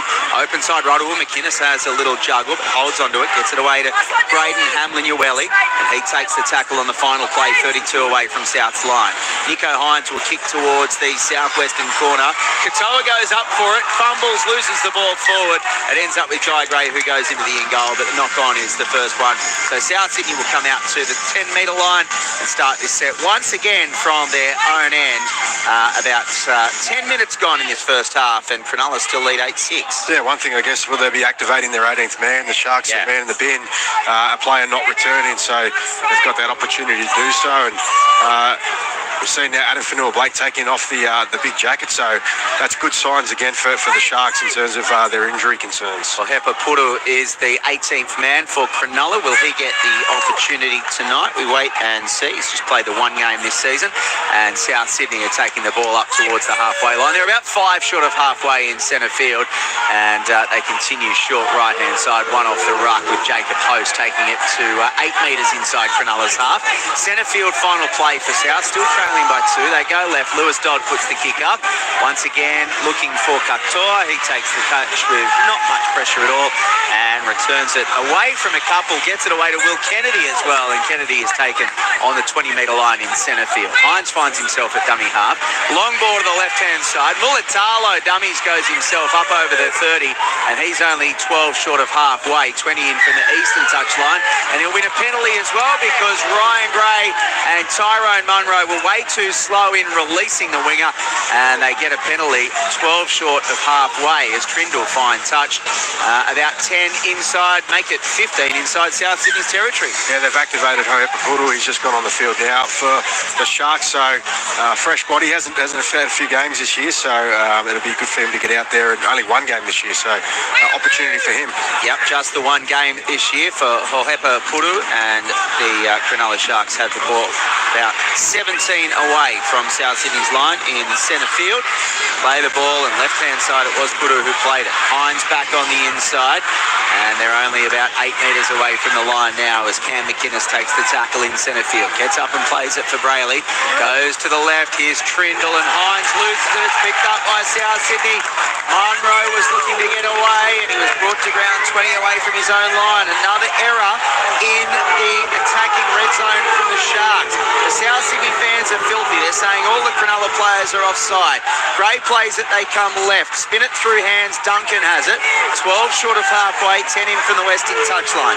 Plays it for Dodd, dummy half. The South Sydney fans are saying they're still offside, Miss Sharp. And Ewan Aitken will play the ball 5 short of halfway. Ryan Gray, dummy half. Righty goes Hubner. Lockie Hubner has it, 1 inside Cronulla's territory centre field. There's 12 gone in the second half, and Cronulla lead 8-6 as South Sydney have the ball through Jai Arrow, about 13 inside Cronulla's half. It's the final play. Lewis Dodd will slam this one along the deck, and fine touch 10 away from Cronulla's line as he looks to continue winding the clock down, keep Cronulla at the far end of the field. 2.5 minutes until Jack Whiten returns, and Cronulla have the ball on their own 10-metre line. Yeah, smart play there, as you said, just winding the clock down, but also up that end of the field where the Sharks are coming out from their own end. If you can shoulder to shoulder, tighten your defensive line up, you know they're not going to be too expansive from their own end. Brayley scoots out of dummy half again. He has it 24 away from his own line. He gets up and plays the ball, but goes to fall over. He was just touched by Ryan Gray as he went to get up, but they don't get 6 again or a penalty. And now they're looking for a one-on-one strip through Hubner, but another player joins him, and Ramian's holding onto the ball anyway. So Ramian plays it for Brayley, gets it away to Fanua-Blake back on the field. He has the ball 10 short of the halfway line centre field. Gets up and plays it for Brayley, scoops it up one-handed, goes out of dummy half, links up with Hines. They get so much out of Brayley scooting out of dummy half, getting defensive lines on the back foot. Final play, Trindle will put the high kick, the spiralling kick up. Tough one for Jai Gray. Goes backwards into the in goal. Does he ground it? He does, Jai Gray. He lost the ball backwards, and then he had to reach out and scramble to slam the ball in his own in goal with Cronulla players coming from everywhere, and he only just managed to ground that ball. Otherwise, Cronulla were going to score. He does well. It's a goal line dropout, though, for South Sydney, and they've still got a minute 20 before Jack Whiten gets involved. Yeah, it was quick reflexes, I'd say, from Jai Gray.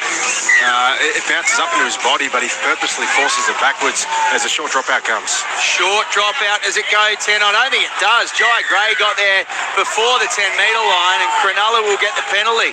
It definitely didn't break the plane, and Jai Gray was sort of saying, I think the lights might have got in his way, but it was well short of that line, and Brayley's going to take the tap here. They'll put the pressure on with 49 seconds against 12 players.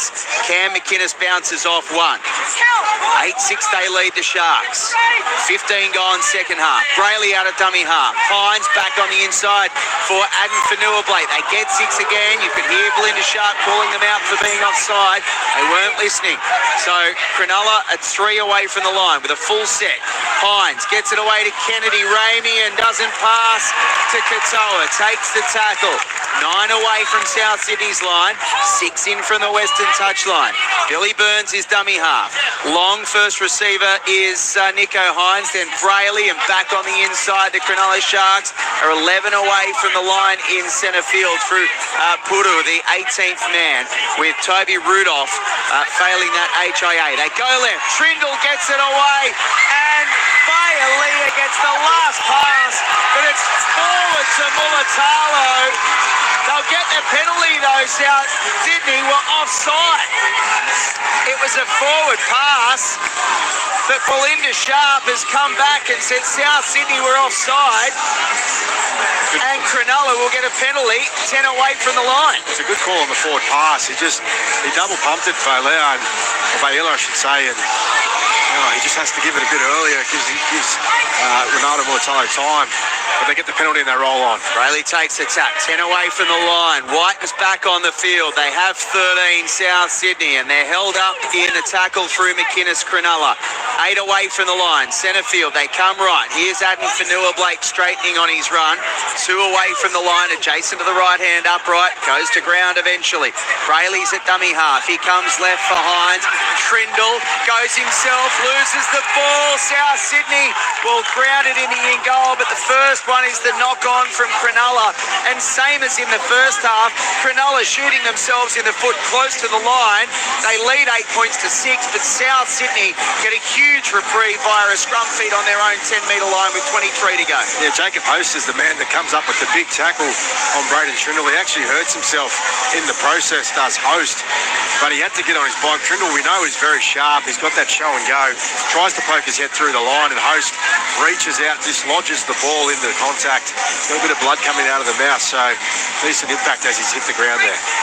So they win the scrum and come away from their own end. South Sydney coming left-hand side. Yes, thank you, Peter the pedant from Panania. You're right, she is Mrs. Sharp, not Miss Sharp, because Belinda Sleeman married Clayton Sharp. And so that is cleared up. Thank you very much for that. South Sydney continue to the right-hand side. Jai Gray has the ball on the 30, and he's brought to ground 10 in from the eastern touchline. Isaiah Tass, does he lose it out of dummy half? He does.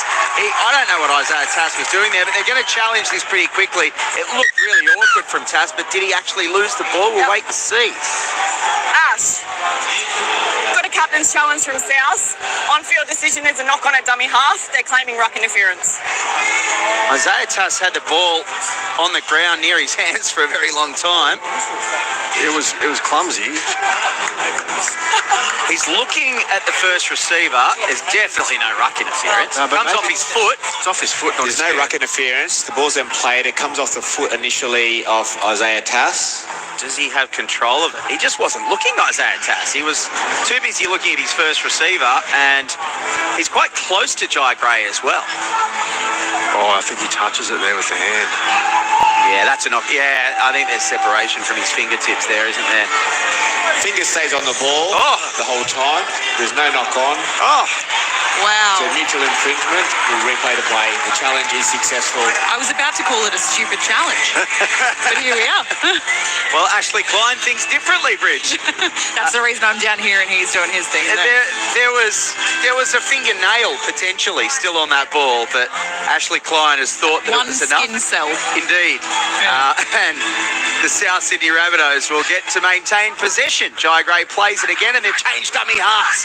Isaiah Tass has been dropped from acting half, and they have the ball 35 away from their own line. They come open side left through the hands. Jai Gray's involved again here. He has the ball 13 short of halfway, 20 in from the western touchline. He's died out of dummy half. It's the final play. Belinda Sharp forgot to put her hand up, and that was, now this is the last. Oh, hang on. So Belinda Sharp hadn't called last. Play the ball. Yep. Play the ball back here. Who's got the ball out? Well, I think Belinda Sharp, given that they had to go upstairs earlier, she's completely lost count. Jai Gray, Set count here. Okay, so she's taken it back to the previous play the ball where Jai Gray had played it because she didn't call last until quite late, and Tavita Totola just took a normal hit up because he didn't know it was the last. So now they go back and play it. It is the last. Totola gets the ball, gets it away to Lewis Dodd, who kicks downfield, and Will Kennedy will have the ball on the 30-metre line. So a lot of confusion there, which all went back to the challenge team. Yeah, it did, and that's one of their things they have to get right after a challenge is just where the tackle count's at. It comes late. They kind of treat it like a mutual infringement going back to the play the ball previous. So Cronulla had the ball on their own 30-metre line. Ramian is hit in a strong tackle, but bounces away and held up in the tackle before being put to ground 15 short of halfway. Cronulla leading 8 points to 6. We've got 21 minutes left at Central Coast Stadium with Bridget Murphy, Dean Hallertau. I'm Glenn Lauder on ABC Sport. Good to have your company. The Sharks had the ball 3 short of halfway through Puru, who is on the field as 18th man after that HIA left Toby Rudolph unable to continue, and Jack White on report and in the bin. Final play for Cronulla. They're 30 away from South Sydney's line. Brayley's at dummy half. He goes left. Trindle puts the high kick in the air. Jai Gray comes forward. All 5'7" of him, and he goes high and takes the catch really well and goes to ground 10 away from his own goal line as South Sydney will once again try to come away from their own end through the flashy red boots of Tyrone Munro. I'm not sure whether it's his flashing red boots or the flashing sirens of the police car in the south eastern corner of Central Coast Stadium. As the Bunnies come away from that end, and it's a good tackle to stop Tallis Duncan in his tracks, 23 away. Back open side right they come, South Sydney, and Jai arrows over the 30-metre line. Final play, but they'll have to kick from deep in their own half. Oh, this could be a bad play from Ashton Ward on debut for South Sydney. He went out of dummy half, didn't realise it was the last, and then he had to kick. It rolled downfield, and Ronaldo Mulatalo trapped it at his foot on the 30-metre line, then picked it up and went.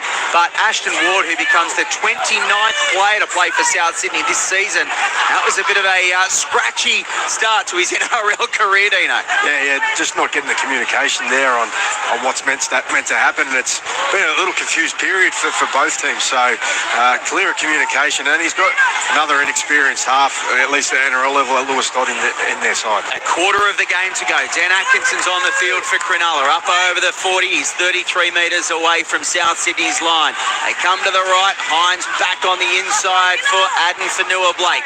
Tries to get up, go again. Plays the ball for Brayley, 23 away. Left for Trindle, kicking downfield. Munro's had a hard time under the high ball tonight. It's batted backwards from Cronulla. Picked up by Will Kennedy, gets away to Blake Brayley. Still the last. Brayley scores. Blake Brayley goes over on the final play. Belinda Sharp points to the spot, and once again it was Tyrone Munro who hesitated under the high ball and allowed Cronulla to get there first, batted back.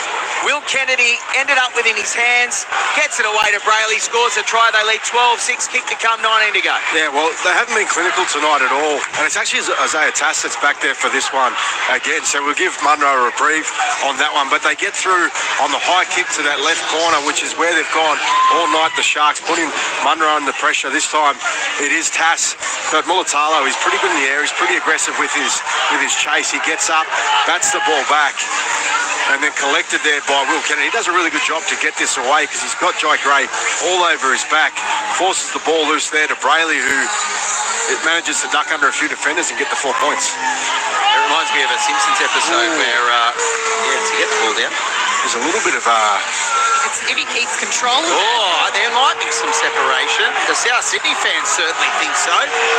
Does Blake Brayley lose the ball over the line, and will South Sydney get off the hook again here? I think he may have lost that. There's another player's arm towards the bottom of the ball that sort of does nudge it a little, so it'll be interesting to see if this is reviewed. Ashley Klein is looking at this one. Belinda Sharp has called timeout. I've called time after a minute 20. So Ash Klein is taking a close look at this. Tyrone Munro's arm comes underneath the ball. Does that knock it out, or does Brayley just lose control? Try has been confirmed. So Ash Klein is happy with that one, and Blake Brayley does score the try. And my apologies to Tyrone Munro for mixing him up with Isaiah Tass, as he's had a poor night onto the high ball. It wasn't him on that occasion. Nico Hines, 21 in from the eastern touchline, moves in, strikes this one. The touch judges like it. 14 points to 6, Cronulla lead. South Sydney with 17:50 to go. Touchline, Bridget Murphy. One thing I will say, we were talking about those edge players really struggling under the high ball on that far edge. It is the lights. These lights are some of the brightest I've seen at any NRL venue. I wouldn't blame the players for not being able to see a thing, because even when I look towards these corners, it's glary as. So trying to spot a ball under these things would be almost impossible. We don't do anything by half measure here on the Central Coast Bridge. Everything is bright on the Central Coast, even the floodlights. Okay. And I won't give you my Novocastrian opinion on what you just said. Oregon Kafusi has the ball about 20 away from his own line. It was a strong return from the restart, and Sione Katoa on the subsequent play has it 25 away. Incidentally, in the rugby, the Wallabies lead the Lions at half-time, 23-17. We'll take you to the final stages of that after this one in Gosford, where there's 17.5 to go, and Cronulla coming away from their own end, set after points, 13 short of halfway, as Teague Wilton gets up and plays it for Brayley at dummy half. Here's Fanua Blake again, straightening on his run towards halfway, backs into traffic and takes the tackle too short of the halfway stripe. Final play for Cronulla. Brayley's at dummy half. He comes left. Trindle will kick downfield. High, deep kick up towards those lights as well. Tyrone Munro takes this one beautifully, and he's brought to ground 19 away from the line. Gray at dummy half gets it away to Tass, and South Sydney had the ball about 28 away from their own goal line. Cronulla leading 14-6, 16.5 to go. Dino, what's going to happen? Yeah, it's hard to get a read on it. The Bunnies have had such a good effort in terms of defence tonight, but they haven't had a lot of joy with the ball in hand as they shifted to their left. And there's a few tired bodies out there getting back behind the ball. Been watching Jai Arrow. It looks like he's carrying some niggly injuries at the moment. Well, Jai Gray just batted one on to Tallis Duncan, who did really well to hold on to it at close range. And South Sydney have the ball 3 short of halfway. It's the final play. Out of dummy half, they come left for Dodd to kick on the halfway line. Down this left channel again. Will Kennedy has to come across and take it 15 away from his own goal line, and then returns towards the defensive unit of South Sydney and takes the tackle 13 away from his line. 20 in from the western touchline. They are slow to get back here. In particular, Brayley, Adden, Fanua Blake, and also Dan Atkinson slowly getting behind the ruck as South Sydney are trying to keep Cronulla down this northern end of Central Coast Stadium. Good tackle from Whiten coming over the top to stop Buhu about 36 away from the line as they come open side right. Puru, I beg your pardon, playing in his second NRL game. Good offload there from Ronaldo Mulatalo. Here's Hines, gets it away to Billy Burns. Back on the inside. They've still got the ball up over the 40 here. Here's Katoa bouncing away from Duncan. Duncan goes again, holds on, brings him down 35 away from the line. Hines now from first receiver goes himself. 22 away from South Sydney's line. Final play. They come to the left. Trindle will kick crossfield towards the in goal. Tass coming forward, and so too over there on that far side, taking the catch well and stopping the play for the Cronulla Sharks was Jack White, and that was a really good take under pressure as South Sydney is still only 9 away from their own line though. They trail 14-6 as well. Munro over the 10-metre line. They're at the wrong end of the field here, South Sydney. White is at dummy half. Left-hand side they go. Ewan Aitken, quick hands, Gray, Duncan, and now Alex Johnston looking for a try here to get closer to Irvine. He has to go too far though. He's brought to ground 5 inside halfway. Hasn't had much of the ball tonight, Alex Johnston. Here's Duncan. They spin it to the right now. Totola, short ball, looking for a way through his Hubner. He's brought to ground 35 away from Cronulla's line, but they've got some momentum here, South Sydney. White, right-hand side he goes. It's a terrible pass that goes forward, bounces picked up by Munro, and the opportunity is lost for South Sydney, 20 away from Cronulla's line, with a player down in back play. I think it's Tavita Totola it is, and Cronulla will have a scrum feed, 20 away from their own goal line with a 14-6 lead and 14 to go, Dino. Yeah, Totola just after he passed the ball got checked quite severely to the body, so probably was winded on the ground there. And just Jack Whiten, he's such a quality and experienced player. On last play, seen the space out wide. He could see that the backtracking defence of the Sharks was at 6s and 7s. So he tries to throw the cutout pass and just a loose one that goes to ground and forward. Cronulla 25 away from their own goal line. Troy from Cabramatta says, come on, Rabbitohs. Hello to my sister Kayleen and Wayne. As Cronulla have the ball 33 away from their own goal line. And Katoa's just pushed back to ground. No 6 again, though, from Belinda Sharp. And Jessie Ramian's 10 short of halfway. 25 in from the western touchline. Slowly getting up and playing it. Brayley's out of dummy half. Gets it away now to Dan Atkinson. And then back on the inside for Oregon Kafusi to be hit in a strong tackle. Goes to ground 5 short of halfway. Brayley out of dummy half.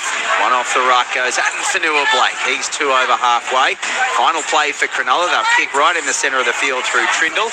Once again, they're targeting Munro, but Tass is back there. It misses everyone. Picked up by Will Kennedy again. South Sydney stop, and Belinda Sharp says it was knocked on by the Cronulla Sharks, and Ronaldo Mulatalo, I think, might have been the one to lose that ball before it was picked up by Will Kennedy. As South Sydney get the ball 15 away from their own line. Let's go touchline, Bridget Murphy. Yeah, just seeing the crowd figure here, 13,896, which is a good turnout for what is a very cold evening, I really must stress. I was talking to Stadium manager Kath Casey before the game. She was saying they're only expecting around 10, so they'll be happy with that. And yeah, getting colder and colder in the evening. I'll just let you know, Bridge, we've got the air conditioning up here. It's not too bad. We're in t-shirts. We've got the ocean breeze. The Brisbane Water Doctor. As South Sydney go to the right-hand side, they almost get away here, but Belinda Sharp is calling it back. There was a forward pass in back play. They thought they were away down the right-hand side, Souths, but it was a forward pass, and Cronulla will get the ball 5 metres inside South Sydney's territory with 12 minutes to go in this one. And you start to get the feeling now, down 14-16 on South Sydney, you're just throwing caution to the wind a little bit here. Yeah, they are, but they are creating some opportunities when they move to their edge and asking questions of the Cronulla defence. That last pass was only marginal, but it's called by the touch judge. Tass, as he's getting contacted, just tries to pop it on to his winger there in Munro. The pass goes forward, so the Sharks get possession now, and they haven't really attacked the South Sydney line for a while, so they'll revel in this opportunity to get past halfway. Texter says gridiron players wear black makeup under their eyes with the floodlights. Yeah, I remember that 1987 State of Origin game in Long Beach, California. They all had the black under their eyes as well. Mark McGaw, I remember, with the black under his eyes. A Sharky, and speaking of the Sharkies, they have it through Ramian, 27 away from South Sydney's line. 11 and a half to go. He stays on the ground here, Jesse Ramian. They're calling time out. Of course, Jesse Ramian has had those hamstring issues over the last few weeks, and I wonder if it's a recurrence or... No, he's sort of indicating towards his ribs, I thought, when he was on the ground. Oh, no, it's almost a chicken wing. He sort of just falls awkwardly, gets his head gets stuck. And his collar gets hyperextended a little bit. Under the shoulder. So Ramian gets up and plays the ball. Brayley goes left for Adam Fanua Blake, and Fanua Blake has it 15 away from South Sydney's line centre field. Brayley coming left. They are looking to pretty much ice this one, South's Cronulla Sharks, I beg your pardon. If they score next, it'll just about be curtains. Oregon Kafusi has it 5 short of the line. Gets up and plays it Brayley. Right-hand side for Trindle. Gets it away to Hines. Loses the ball, Nico Hines. And South Sydney will win the ball on their own 10-metre line. Cronulla have just been their own worst enemies tonight with just over 10 to go. They lead 14-6, but it's another error in South Sydney's defensive 20. Yeah, well, Tallis Duncan comes rushing in, and he's played mostly back row in his young career, and he's moved to the centres this year to cover some shortfalls. He's doing a really good job. Defensively there, he reads that the ball's going to go out the back and a tip on there to Nico Hines, so he rushes it up to cut it down. And if you're going to go up and in and try and shut the play down, you've got to do that, which is what he did, and forces the error. Nico Hines felt his presence straight away. South Sydney win the scrum on their own 10-metre line. Jack Whiten sends Isaiah Tass away. Up over the 30, he's brought to ground. 5 inside the eastern touchline. Whiten goes into dummy half. Ryan Gray's at first receiver. He gets it on to Sean Kepi, and he's tackled 33 away from his own line. Gray at dummy half. Right-hand side he goes, linking up with Jacob Host. Host is 3 short of halfway. 10 in from the eastern touchline. They come back open side left. Ryan Gray, first receiver again, through the hands. Whiten looks for Jai Gray, but it's picked up by Ramian and intercepted. He had to bobble and land on it. It wasn't clean from Ramian. but he got the hand in there, bounced it up, and then caught it at the second attempt. So Wilton for Cronulla now. They're 28 away from South Sydney's line. The Bunnies had to spin it left. They were trying to come up with something and unable to. Here's Trindle, goes back on the inside. Can Cronulla ice this game here? They come to the right. Billy Burns straightens on his run, takes the tackle, 18 away from South Sydney's line, 21 in from the western touchline. There's 9 to go. Cronulla lead by 8. They had the ball through Braden Hamlin-Ueli, and they are only 9 metres, make it 7 metres now away from South Sydney's line. Brayley left out a dummy half. Nico Hines, short for Oregon Kafusi. They get 6 again, Cronulla. 2 away from the line. Adjacent to the left-hand upright. A full set at South Sydney. Hamlin-Ueli at first receiver. He's only 2 away from the line underneath the black dot at the southern end. He'll get up and play the ball slowly for Brayley at dummy half to come right. Nico Hines to Burns, short ball, doesn't have options, takes the tackle on the run. 2 away from the line. Kennedy dummy half goes short himself. Out of dummy half goes Burrows towards the line, and he's short. 10 in from the western touchline, centimetres away. Brayley dummy half left for Hines, gets it away. Good tackle on Daniel Atkinson, stops him in his tracks. 9 short of the line, 8.5 to go. South Sydney trailing by 8. Cronulla final play. Getting up and playing it is Daniel Atkinson. He wants a penalty or 6 again, but he plays it for his left-hand side. They go, and Braden Trindle.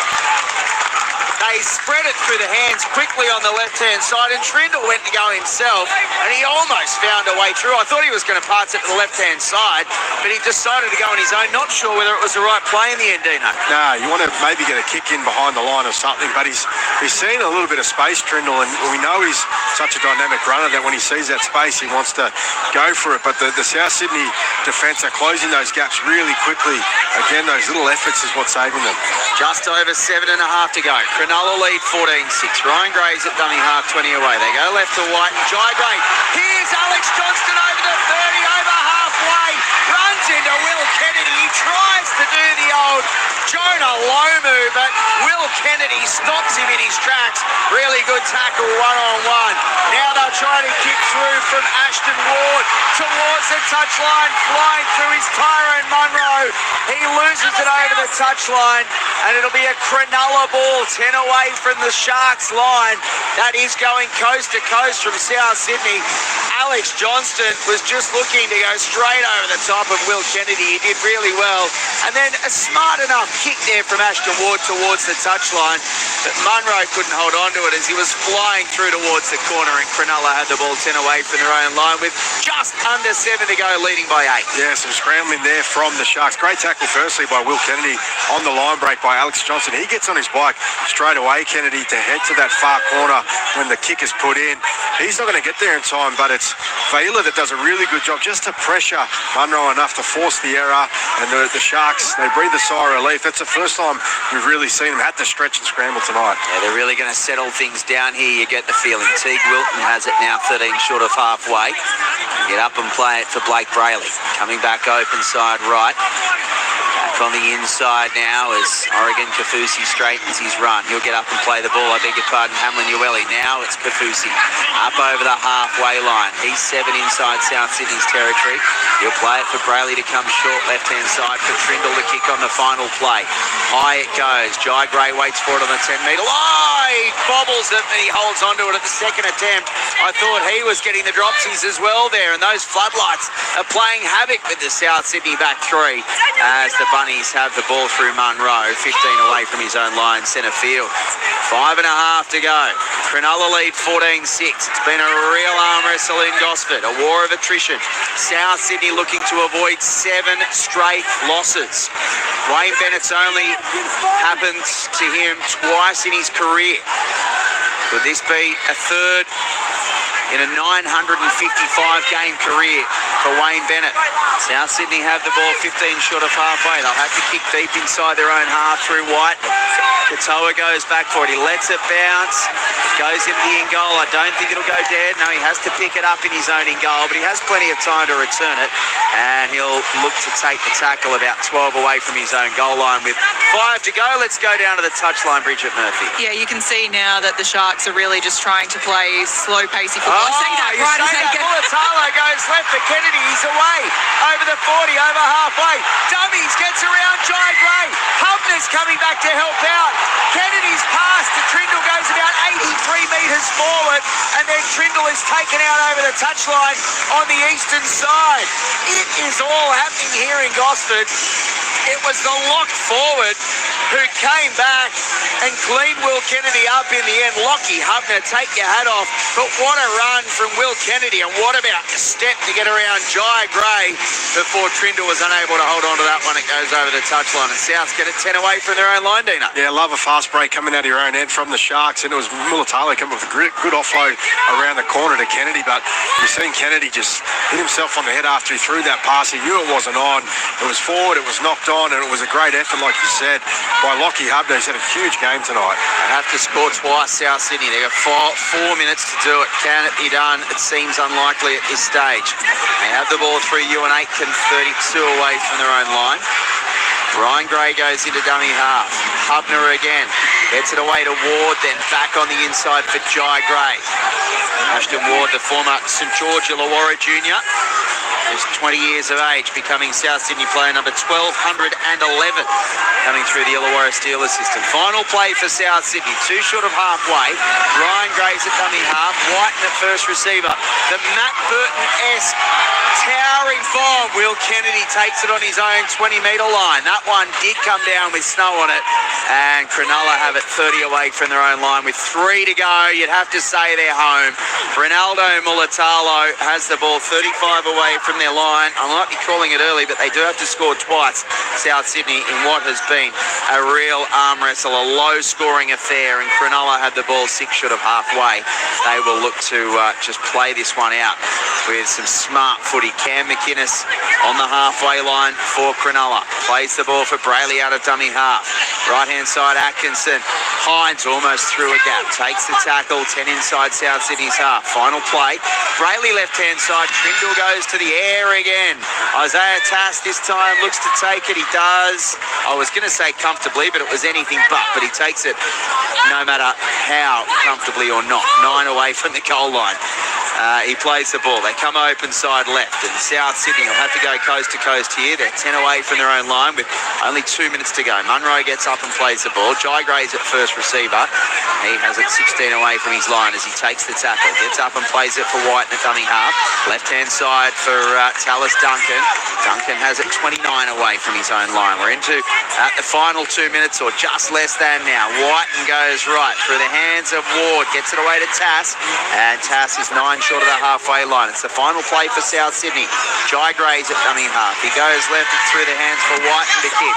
Outside 40. He was probably looking for the 40-20, and it does go over the touchline. But Will Kennedy might have touched that. Yeah, he fell into it. Will Kennedy was trying to get out of the way of it, and he's touched it. Jack Whiten was trying to find a 40-20, but he couldn't get the kick away before his momentum took him over the 40. And then it bounces perfectly because as it hit the grass just inside the touchline, it bounced back into Will Kennedy. And South Sydney don't get the 40-20, but they do get the ball back 10 away from the line. Here's Tavita Totola. I think it'll be too little too late. There's a minute to go. They're 5 away from the line. Could they opt to not take the kick at goal if they score here? They come to the right. Ward back on the inside, close to the line through Jai Arrow. He gets up and plays it 5 away. They come left. Hubner holds the ball up, gets it away to Totola. Does he lose it over the line? Belinda Sharp says try. Tavita Totola scores for South Sydney. Bounces it over the line. Belinda Sharp says there's grounding. It's 14 points to 10, possibly with a kick to come. And Tavita Totola's hurt himself in the act of scoring that try with the clock not yet stopped at 30 seconds and still going down. But Belinda Sharp has now called timeout, Dino. Yeah. What an ending here. Oh, there's just a little bit of doubt. I think he gets it down on the line there. Does Tavita Totola. This angle will be a really telling one. Yeah, that's got to catch a piece of the chalk there, but he's in a bit of pain, Totola, as he's rolled on that shoulder. Yeah, it looks a bit like it was hyperextended from what I could see. His left shoulder, he's in a lot of pain, a world of pain. Trainers with him at the moment, they're sitting him up, but he's been gasping quite heavily as he gets up. Now he's trying to stand up, but you can see he's in a lot of pain. It's a big frame to come down on that one arm, and now Belinda Sharp's going upstairs. I reckon he's lost his shore of the line. Well, she's got a try. Yeah. It looks as though his hand's sort of covering where the line might be. Little elements of play leading up to this. Tola reaches out and grounds the ball. Oh, there's got to be one. Position of the referee and where the ball is and how we lose sight. We're supporting the on-field decision. Yeah, there has to be white line touching that ball, even though Tavita Totola's arm is blocking it. So they've got 30 seconds here. I have a feeling he may have dislocated that because he's getting a lot of support by one of the trainers. It could be a dislocation. I can't quite see from here, but he is walking this way. It does not look pretty. Time is back on now. Isaiah Tass has to rush this. Tavita Totola, obviously we saw Jerome Hughes with that dislocated shoulder earlier in the week. He had his put back in hospital and is okay. Tass adds the extras. It's 14-12.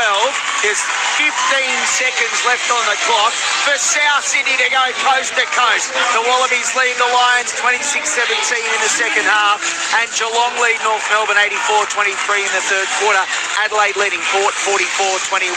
Rory of AGSM Wombats enjoying a trip in Chiang Mai, Thailand, enjoying the call. What's the crowd? Don in Warrnambool. Always cheers from Missy, from Bridget, you, Glenn and Dean. Love yous at Grandstand. I'm listing my shed in Launceston. It's 2 degrees and I crave a sea breeze. Thank you for your text message as well. Chris Owen Gulwar, as a Sharkies lifelong supporter, I can't work out why we make more things hard for ourselves than it should be. It causes me frustration and hurts my head. Thank you, Chris. It's a deep kickoff. No surprise from Cronulla. There's 5 seconds to go. They won't even have time to get up and play the ball, will they? Yes, they do. This is the final play. They've got to go 80 metres. Jai Gray spins it to Whiten, puts it on the toe. Here comes Alex Johnston flying through, but Katoa gets there first for Cronulla, takes the catch and goes to ground to secure a thrilling victory for Cronulla over South Sydney. The Sharks make it 3 in a row, return back into the top 8, while South Sydney make it 7 straight losses and are at the foot of the NRL ladder. But it's been a thrilling game of rugby league in Central Coast Stadium, and it is Cronulla. Dean Hallertau getting home 14 points to 12. Yeah, and they just did enough. I know I raved about the Sharks before the game and how they've been playing of late, how they're building some momentum and a bit of rhythm to the way they play, but I think they were off tonight. But they will take a lot out of that game because they come up against an understrength side that play with a lot of commitment in the South Sydney Rabbitohs, and you know they lost the game by 2 points, the Rabbitohs, but I've got no doubt that they'll be very proud of the effort that they displayed. I know 7 in a row losses is quite hurtful, but you know there's a lot to take away in terms of the effort. Let's get down to bridge. I'm here with Nico Hines. Nico, a struggle finish there, but you held on to it. How are you feeling? Yeah, it was a bit of an ugly win. We knew they were going to have a lot of spirit. They've lost a few on the trot, and anyway, better team scrambles really well and fights for everything. So, you know, credit to those boys. They rocked up tonight and made it really hard for us. Yeah, one of the other big scrambles was some of the mistakes and errors through the game. What did the coach have to say about that at half-time, and what do you think the review on that will be? Yeah, just sticking to our game plan. I think because we had so many sets on the line there, I think we're trying to score a lot rather than just keep building our game. And yeah, look, a bit of a greasy, wet track, and both teams probably didn't control the ball as well as they should have. So yeah, on to next week. Pretty scary to see what happened with Toby, of course. That was a pretty scary head knock there. What do you think, you know, not having him now for that stand-down period, what that will do for the squad? Yeah, look, it's just next person who comes in has to do a good job. Yeah, it was a bit scary for him. I've never seen Toby get knocked out like that, but yeah, look, it's just rugby league, isn't it? Well, thanks for having a chat to ABC Sport. Thank you. Thanks, Bridge. Yeah, we'll get another reaction here, and we'll get Dean Hallertau to go through his ABC Player of the Year points as well. We are heading off to the rugby a little bit later on, but plenty of time to get some reaction down here at pitch level as Bridget Murphy is just having a quick chat to to Jack Whiten. Bridge, she's got Jack Whiten. I believe I have Jack Whiten. He's just about to get told to come from the field to do his post-match stuff. But Jack, big fight at the end there. You guys came out firing and kind of silencing those critics that are saying you're not here to play. Fighting the whole game. It's probably the best offensive side team we've had. Brayley's one of the best hookers in the game in my eyes, and he pulls teams apart in the middle, and that's somewhere we've been struggling. And tonight we've done a fair job on all their spine players and him in particular, and couldn't be proud of the boys. It's been a mongrel of a season. Maybe just lost another one. But the fight and the lads, I'll take any day. There was a really lovely moment before you came back on after your 10 where you came over to your debutant and gave him the best of luck. What do you say to him about how he kind of has risen to the occasion? As you said, so many boys have had to in your season this year. Man, as every game I play now, every debutant gets more special and special, and just seeing the spark in his eyes and the happy and the tears in his mum and dad's eyes yesterday, I just give him a cuddle and told him let's rock and roll. It's one of them things you just love doing. It makes me debuting a player, so it was really awesome, and he held his own. You could hear him targeting him, sending traffic at him, and he was in there tackling his arse off, so it was good. And where to from here? What are you going to say to your boys in review of what they need to do from now? We'll just soak this up for now. We'll listen to Wayne, see what he has to say, and we'll go from there. As I said, there's another man down, so we dig deeper again, and the tides will turn one day. Big fight. Thanks for having a chat to ABC Sport. Good on you, mate. Thanks. Yeah, thanks to Jack Whiten, and obviously touching on that injury to Vita Totola at the back end of the game there. Looks like potentially a dislocated shoulder. Bridge, we'll just get you to hang down and we'll go through Dino's ABC Player of the Year points and see how you go chasing our Player of the Match, as Dino will let us know how that lines up right now. Yeah, so I've gone a bit of a mixture here. I've gone, for 1 point, for the Rabbitohs, I'm going Ryan Gray. He made 68 tackles in the game. So from the young hooker, I thought that was a huge effort from him. 2 points, I'm going to go to Lachlan Hubner. Yep. I thought he was instrumental in the middle for them in the effort, defensively in particular, but plenty of threat with the ball in hand. And for 3 points, I'm going to go for Will Kennedy, the fullback for the Sharks. He's the man that kind of guided them around the park and gave them the direction that they needed. He was very safe in the back, with a couple of really good tackles as well, and it was just a constant threat all night for the Sharks. All right, so the Sharks have gone all the way down to that south-eastern corner to celebrate with their fans. Let's see how Bridge goes getting Will Kennedy. But yeah, you talk about the workload of Ryan Gray, who obviously was named to start on the bench. Saliba Havili was named to start at hooker, making 68 tackles. And then Lachie Hubner. This has got to be like the NRL's version of a double-double in basketball, because he's made 40 tackles in 100 metres. And it's not too often you see that in the NRL. And, he hasn't had too much football, Lachie Hubner. He's been, around this side for most of the season, but he's been off the bench, and it's only his second season. Really good effort. Let's get down to Bridge now with the Player of the Match. We're here with Will Kennedy. Dean Hallertau's just named you as Player of the Match. I mean, big fight there, and you managed to hold on at the end. Yeah, well, we knew it was going to be a big one for them and for us as well. So they came to play, and they're going to probably keep going, and we just got to keep chipping away as well. One question I've got personally, I was sitting on the sideline, and you're one of the boys that gets obviously up under the high ball. How did you find these lights in these corners? Were they something chronic? Yeah, as in warm up, I was looking at them, they're pretty bright. So got to probably practice it back at home, and didn't expect them to be this bright. Now, one of the things I was talking to Nico about before, and he sort of put it at the top of his list, was the errors through the game. What do you think needs to happen in terms of cleaning things up ahead of next round? I think just being patient, not searching for too much, and so sometimes you just got to get through your sets, and that's why we win footy games. So probably that completion bit.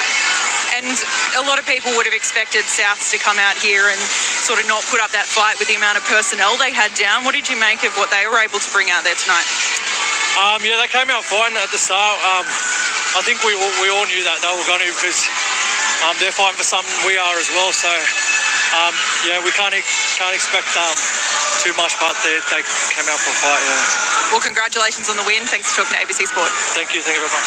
Thank you, Will. Thank you, Bridge. Yeah, Will Kennedy was leading the ABC Player of the Year points for the first 9 rounds, and that 3 points puts him back up into the top 6 in that race as well. A great performance with 241 metres from Will Kennedy. Dino, final thoughts? Cronulla obviously 3 from 3, back into the top 8 with that run home, looking fairly easy, in terms of the ladder at least anyway. They play North Queensland, they play the Dragons, they play the Gold Coast, then they have a bye and play Newcastle, all games against teams that are below them on the ladder before finishing against Canterbury, while unfortunately you'd have to say for South Sydney it's very much season over with a tough run home. Yeah, we spoke about this before the game. What is it that South Sydney are looking to play for the rest of the year? And it is that pride in their performance and personal pride as well. So no doubt that's what's going to be getting drummed into them and upsetting a few teams on the way in to the final as well. For the Sharks, you mentioned those teams that are below them on the ladder, but they came up against a pretty tough opposition. And I kind of hinted to it before around,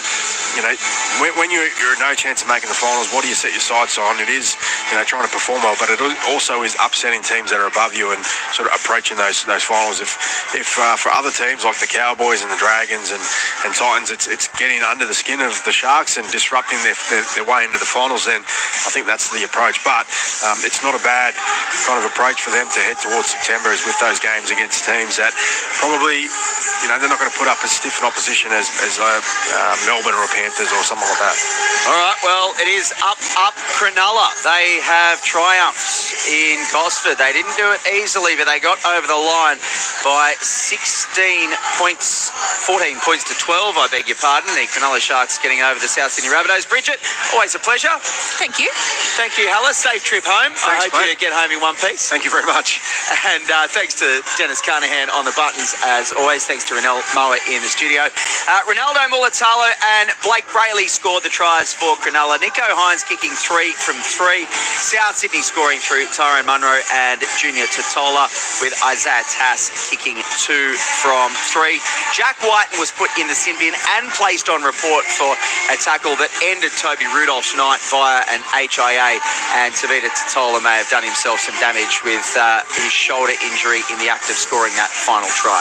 But it has finished Cronulla 14, South Sydney 12, in front of 13,896 in Gosford. Let's head now to the MCG, where we'll pick up play in the second half of the Wallabies test against the Lions. It's a thriller. Your commentators, Quentin Hull, Stephen Moore and Ned Hall. Kinghorn passes infield. Keenan rings the ball back. For those of you just joining from the league, great to have you at the MCG. It's Australia 26, British and Irish Lions 24. Quentin Hull and former Wallaby captain Stephen Moore with you. Ned Hall down on the touchline. Australia with a much better performance than Brisbane last week. They were 23-5 in front, the Aussies. A half dozen minutes from the break, but the Lions scored twice to see it 23-17 at half time. A line of penalty goal got the Aussies out to 26-17. A Tyburn try has got the Lions back to within 2. So the Lions have scored 4 tries to Australia's 3. Australia's penalty goals have kept them in front. But for those just joining, Steve Moore, what's the quick rundown of 64 minutes of rugby to this point? Well, I think the story is that Wallabies dominant in the first half, and most of it anyway, and the Lions have really worked their way back into this test, haven't they? It's been a super impressive second half by them, led by Tyburn, I'd say. Wallabies ball here coming out of their half. So a scrum for Australia here, 30 metres from the goal line. Absolutely packed MCG. There's been some light rain around, but generally the weather's been pretty good. Iki Tau to the left to Suoli'i, who helped set up a first half try. Joe Suoli'i pops up the ball there to Iki Tau. Tackled 5 metres inside Wallaby territory, 5 in from the left wing. One man infield for Frost. Quick to the ground to recycle. It's on the gold side. Use it. Jake Gordon now picks it up off the back of the breakdown. A very shallow bomb. It is taken by the Australians. Williams, there was a red jumper there, knocked it to ground, but cleaned up by Williams. That was a bit loose from both teams. One man infield, Pollard's crunched on halfway. Back to the blind as the Australians keep it in tight. Tizano's trying to charge through. But again, slow ball here for Australia. One man infield for Bell. Gus Bell taken down quickly. So a bit of phase rugby from the Australians here. They're not really getting anywhere. Gordon gets a bit more depth on the kick this time. Will come down inside. No, just outside the 22, so he couldn't call the mark. McDermott with a brilliant tackle, and the Lions just keep it infield. Freeman takes it to ground on the 22. Gibson Park passes to centre field. Finn Russell doesn't want to play rugby down here. He boots it downfield. It'll be taken by Liner. 15 inside Australian territory. Flings the pass to Wright. Tom Wright to run it back at them. Up to halfway, dummying. Links up with Jorgensen. Grubbers down the wing. Jorgensen's after it. Gibson Park's there. Gibson Park's tackled only 5 metres out. Jorgensen keeps him in the air. What does the referee say at the breakdown? It stays on the red side. Just 5 from their own line. Great play from Australia. Ellis Ganges tackled, no gain, one man infield. Oh, the Aussies love getting a chance to play with open field rugby. Certainly have shown some of their best stuff tonight in that regard. Gibson Park desperately hoofs the ball over the touchline, and Australia will get a line-out throw 23 metres from the Lions line. 67 minutes played. Australia lead by 2 at 26-24, needing to win this test match to keep the series alive. Gee, he's a good player, Max Jorgensen, isn't he? Just every time he touches the ball, he does something really special, and even then, it pressured Gibson Park right on his own line. He's just a wonderful player. You're just tuning in, the Sharks got the better of the Bunnies, 14-12. Here, Australia with the ball off the line-out wing. Wilson's hit solidly in the middle of the ground, but it's recycled to Williams. On the right, Jeremy Williams for Australia is tackled, lays it back for Gordon, passes infield to Wilson, tackled by Ryan, and they lost a metre or two. Now given to Tizano. Carlo Tizano. Some of the Lions fans thought it was forward, ref thought otherwise. Aussie struggling to get over the gain line with this phase rugby. And it was forward. Yeah, that was... Maybe you got a call there, referee Piatti from Italy. That was a metre forward. Yeah. G'day to Phil, who's texting from Papua New Guinea. Oh no, he's from Papua New Guinea, but he's in Quebec in Canada. Great calling, ABC. Come on the green and gold from Phil in Quebec. Yeah, he's from Scrum Rugby in PNG. 0467 920 222 if you want to get in touch. So, meanwhile, in the AFL, the 2 one-sided games. Geelong's absolutely flogging North Melbourne, third quarter there, 110-23. Half-time in the showdown. Adelaide lead Port by 29 points at the half-time break. And just repeating, 14-12 for the Sharks over the Bunnies, if you've just tuned in. Here, it's Australia 26, British and Irish Lions 24. Gee, it was a hard stopper 12 years ago. 16-15, Australia won on that occasion to force a decider. 12 years prior to that, the Aussies won 35-14. At scrum time, full-arm penalty goes to the red. So the bench enforcements for the Lions getting the better of the bench of the Aussies in the front row there. Yeah, that was a bit of a lottery, I think, that penalty. But well, you'd know. I mean, you've put your head in many a scrum, Stephen. The dark arts that we, you know. This is what happens, Q. This time in the game, the momentum moves. You know, the Lions will use the scrum to try and get themselves back in the game, get the momentum back. Well, it's been everything, again, to take away the contest. It's been everything Australian rugby has wanted for the night till now. And now there's the might of the red wall of fans.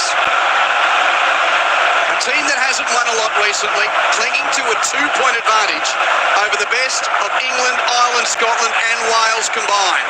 But Toge takes it at the line out just beyond halfway. He keeps it above the ground, controlled by the Lions at the back. And now Gibson Park passes to centre field. Farrell gives it on to Russell. Sweeping move to the edge. Given on to Kinghorn, who gets past Sawaliti. Kinghorn to the 22, caught from behind by Ikitau. Great tackle back towards centre field for Byrne.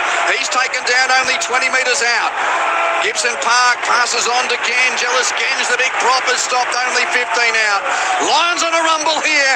Gibson Park, a scoot to the right side of the ruck. Can't get through. But still on the red side. Pick and drive from Will Stewart. Oh, and this illegal clean out from the OJ, penalty Australia. What a gift for the Wallabies. Well, he's been very consistent all night, the referee, around the contact, going off feet, coming in from the side. For a man of his experience and discipline, Stephen, that's a huge play. That looked ominous there. That's a bit of a let off for us, for the Wallabies. Sorry. You're doing well, sorry, Stephen. mate. It's your first time calling Australia. I mean, you're only suited up 129 times in the Wallaby Gold, so we're going to give you a bit of slack. Stephen Moore with you on ABC Sport at the MCG. Great to have his thoughts in this tour of all tours. Only a couple of years away from a home World Cup as well. And a big moment here for Australia from the line out. Wilson controls. Australia with the maul, a dozen inside their own half. There's a little over